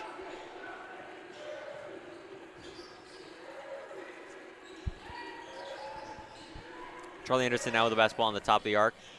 Swings it back out to Bledsoe on the left wing. Bledsoe trying to dance around Makai Leach, couldn't do it. Finds Jacob Howard for 3. From the left corner, no good. Rebounded by Makai Leach. Leach bringing it up the court. Leach with a little bit of a stutter step, moves inside for the underhanded layup and sinks it in. Makai Leach with 9 points on his day, 3 for 3 from the field. So another player who hasn't missed yet. He did miss from the free throw line, but from shooting range, he's good. But the swings now intercepted by Kimbrough Jr. He takes up the court, goes up for a layup through contact and sinks it in. He's got 8 points now. Jason Kimbrough Jr. That was a really nice move by Kimbrough Jr., really showing us his speed as he flew down the field. He's got 4 steals as well, so BG's up to 24 steals on the day. Jacob Howard with the basketball, going up against Goins. Rejected by Carroll. Carroll finds Elijah Dem. Elijah Dem loses the basketball, recovered by Leach, but Leach couldn't take control of it, and the ball heads out of bounds. So 122-41 is the score. With 3:08 left on the clock, we're going to do our last media timeout, and we're going to take it with them. We'll be right back here on Falcon Radio for the rest of this matchup. You said you'd never buy your kid candy from the checkout aisle. Or forget extra diapers.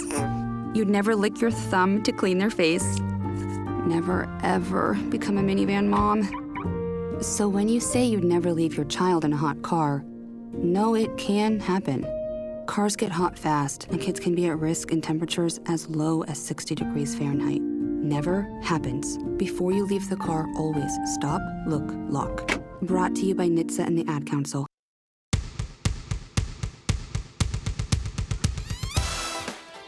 The BGSU women's basketball team continued their home stretch at the Stroh Center with a matchup against the Lemoyne Dolphins on Tuesday, December 16th, with tip-off at 11 a.m. Falcon Media Sports Network's Adam Duffin and Holden Ruck will have the call on WBGU 88.1 FM with pregame starting at 10:35.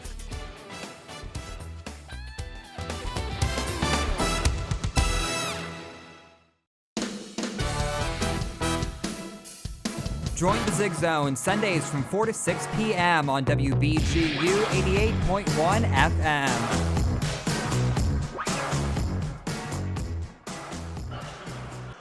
Welcome back here to Falcon Radio. So 122-41 is the score. BGSU men's basketball up by an impressive, I believe that's 80 points. 80 points, yes. All right. Again, 81 points, I think. 81 points, okay. So, again, math is not my thing.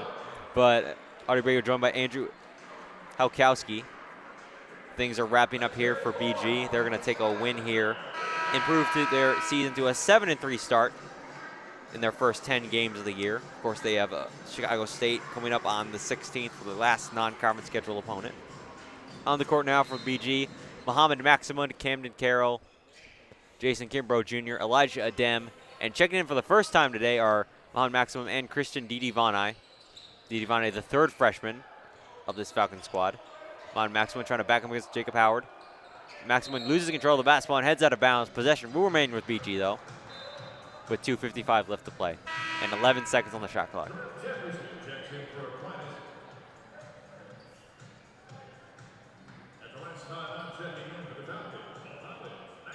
Fourteen players have now seen action for the Falcons. Kimbrough Jr. finds Camden Carroll on the inside. Carroll with an easy layup. Gets it up to a 124-point game with 7 points on his day. Carroll also hasn't missed a shot from the field so far, 3 for 3. Jacob Howard going to take a 3 from the top of the arc. Ball hung in the air for a while, no good. Rebounded by Charlie Anderson. There's a pass back to Howard for 3. He sinks that one, so second try is good. 122-44 game now with 2:25 left on the clock. Kimbrough Jr. bringing up the court now. Looks like he's just trying to wind things down as much as he can. Elijah Dem trying to dance around. Finds Muhammad Maximum. Maximum going to take a 3 from the corner. Takes a weird trajectory off the backboard. No good. 2:05 left to play. Jacob Howard trying to bring the court quickly. Ball goes off the hand of Camden Carroll and heads out of bounds. So possession will remain with Aquinas. Things, of course, winding down. I know it's been a busy Sunday evening. Of course, we got NFL football on right now. My father is probably watching the Chicago Bears right now. But Charlie Anderson with a deep 3. He sinks it in, so 124-47. Of course, finals are also coming up for BGSU students. Lots of stuff going on, of course. Got my first one tomorrow. Well, good luck on that, man. Camden Carroll goes up for the shot. No good. course, just with that topic, just want to wish all BGSU students, if you're listening, good luck on this upcoming week, finals week. We all know it's stressful. Of course, for people going through their first finals or have been here a while, just remember your grades don't account for everything. It's important to get a lot of rest and sleep during the week as well. Carroll's shot from the line is good. 125-47 now. Second shot from the line is off the rim, no good. Rebounded by Jacob Howard. Carroll now 2 for 4 from the line. Sammy Jacobs swing pass out to Jacob Howard for another deep three, no good. Rebounded by David Day. 130 left on the clock in this second half and left in the game. Day with the basketball. 12 seconds left on the shot clock to Charlie Anderson. Hands the ball off to Day. Day guarded by Didi Vanney. Didi Vanney pokes it loose.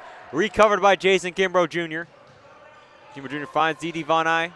Which on drive inside finds Kimbrough Jr. Kimbrough Jr. going to take a deep three. He sinks it in. Goes right through the net. 128-47. And we should mention that's now a season high for BG in points. They passed it a while ago, but 128 points in the day is their highest scoring game of the season. It's Kimbrough Jr.'s first 3 of the day, his 3rd on the year. Trying to go up and around and under was number 15, Terrell Jefferson for Aquinas, but he couldn't get that one to fall. So 45 seconds left on the clock. Elijah Dem going to take a deep three off the backboard, no good. Charlie Anderson in transition goes up for the layup, no good on that open layup. He was guarded by Kimbrough Jr. 30 seconds left in the game, 25 seconds left on the shot clock. BG is just going to hold this one for as long as they can. 5 seconds differentiate the shot clock and the game clock. Adem going to take a wide open three. He sinks it, that one. So 131-point outing for BG to 47. Wow. 15 seconds left on the shot clock. That was Adem's first 3 of the season. A great shot, too.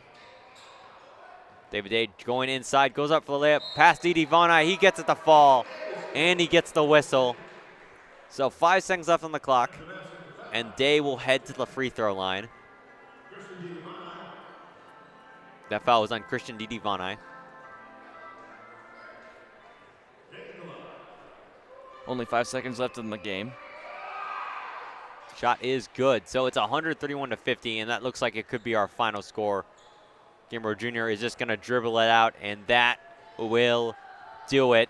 BGSU picks up their 7th win of the season, improved to 7-3 on the year, 131-50.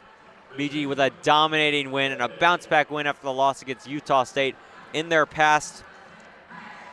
Now looking at their last couple of games, starting at Bucknell, they are 4-1 in their past 5 games. A really impressive stretch for BG as they get on along in this young season. So 10th game of the season ends with a 7-3 record for BG. Of course, they'll have Chicago State up next, but that's going to do it for the broadcast portion of our evening. Of course, Audie Brago joined by Internet Lukowski. We're going to send it back out to the Cooling Center, where Sam Bork and Andrew Smith will have your post-game show of today's festivities. Thank you for joining us here on Falcon Radio, and get ready for the post-game show. You took the first step and quit smoking, but even former smokers may still be at risk for lung cancer. That's why SaveByTheScan.org wants you to know about a new low-dose CT scan that can detect lung cancer early. It takes only 60 seconds and could save your life. You took the first step, now take the next. Visit SaveByTheScan.org for a simple quiz to see if you're eligible and talk to your doctor about screening. SaveByTheScan.org is brought to you by the American Lung Association's Lung Force Initiative and the Ad Council.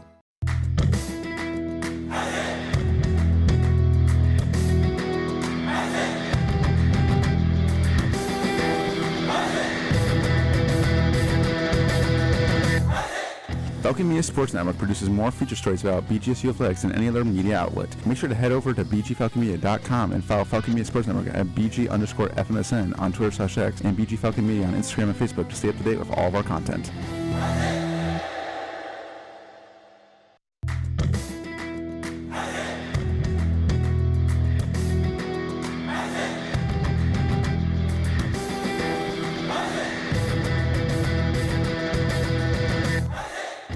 Looking for a BGSU Athletics talk radio show? Tune into the Zig Zone every Sunday at 4 p.m., where a panel of Falcon Media Sports Network members discuss the hottest BG sports topics. Only on WBGU 88.1 FM.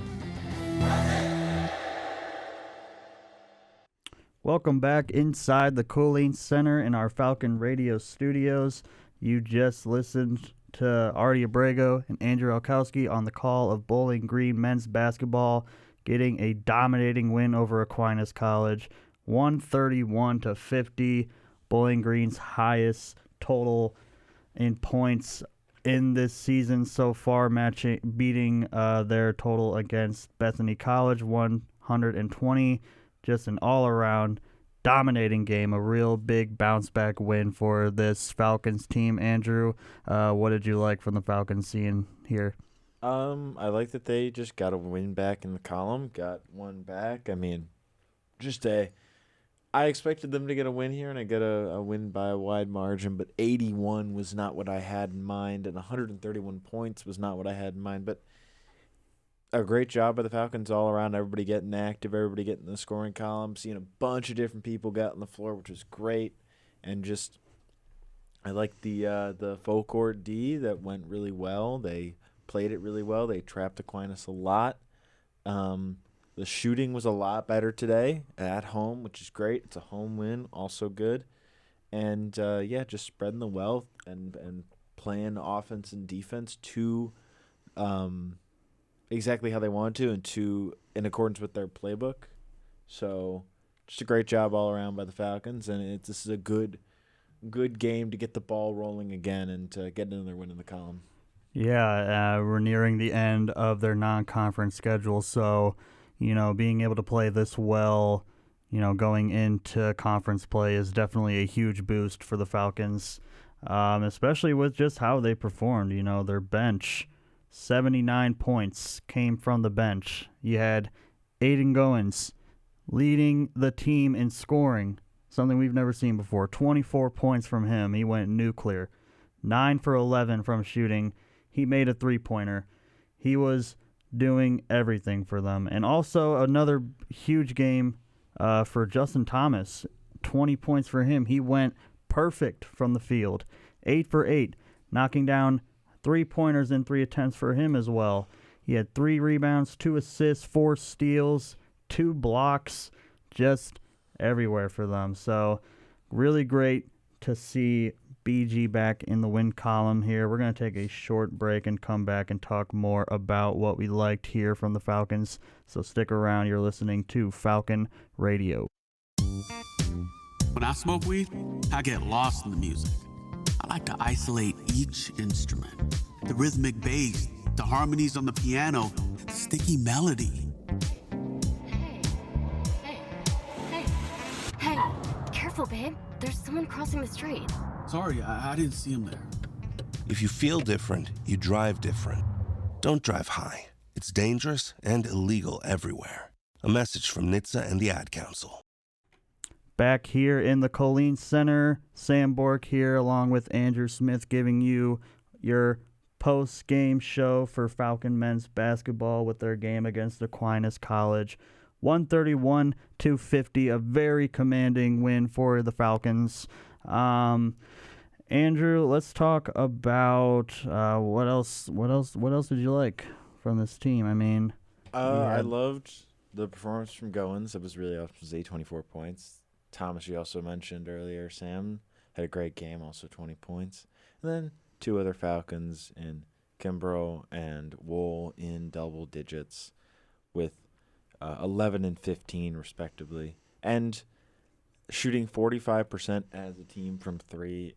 Compare that to the last game that they had where they shot for probably like 16%, 16%, I think. It was, yeah, it was from abysmal. 3, which is really, really bad in comparison to what their typical percentage on the season is about 35, 36%. So this is much, much better, big improvement. And they need to continue to be consistent from the three-point arc.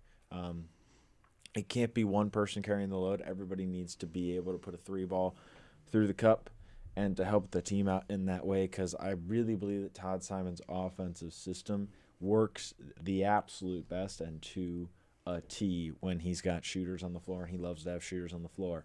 So if they can consistently be making, they got 9 threes today, 9 for 20. I mean, you hit that mark consistently as a squad, and you're in business for all throughout conference play, and then when you get into the MAC tournament as well, which I firmly believe this is a MAC tournament team. This is a team that can win the MAC tournament if they are hitting their three-point shots and if they are playing consistent physical defense. Yeah, definitely a very big key to winning games there is being effective from the three-point range. But also in that, like we talked about, is just spreading the ball around. You know, getting deep into your bench, getting production from wherever you can find it, and just, you know, spreading the ball around.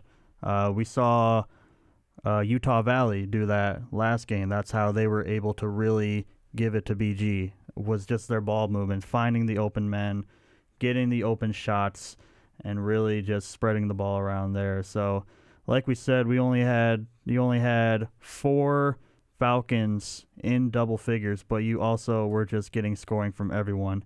9 points from Javon Ruffin, 8 points from Sam Towns, 8 points from Troy Glover, 7 from Javante Campbell, 8 from Camden Carroll, 9 from Makai Leach, 9 for Josiah Shackelford.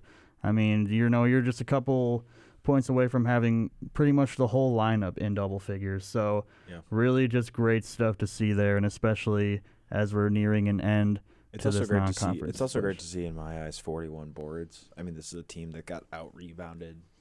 I mean, obviously, most people besides Javante Campbell and Sam Towns weren't on this team, and Sam Towns was out for the majority of last season.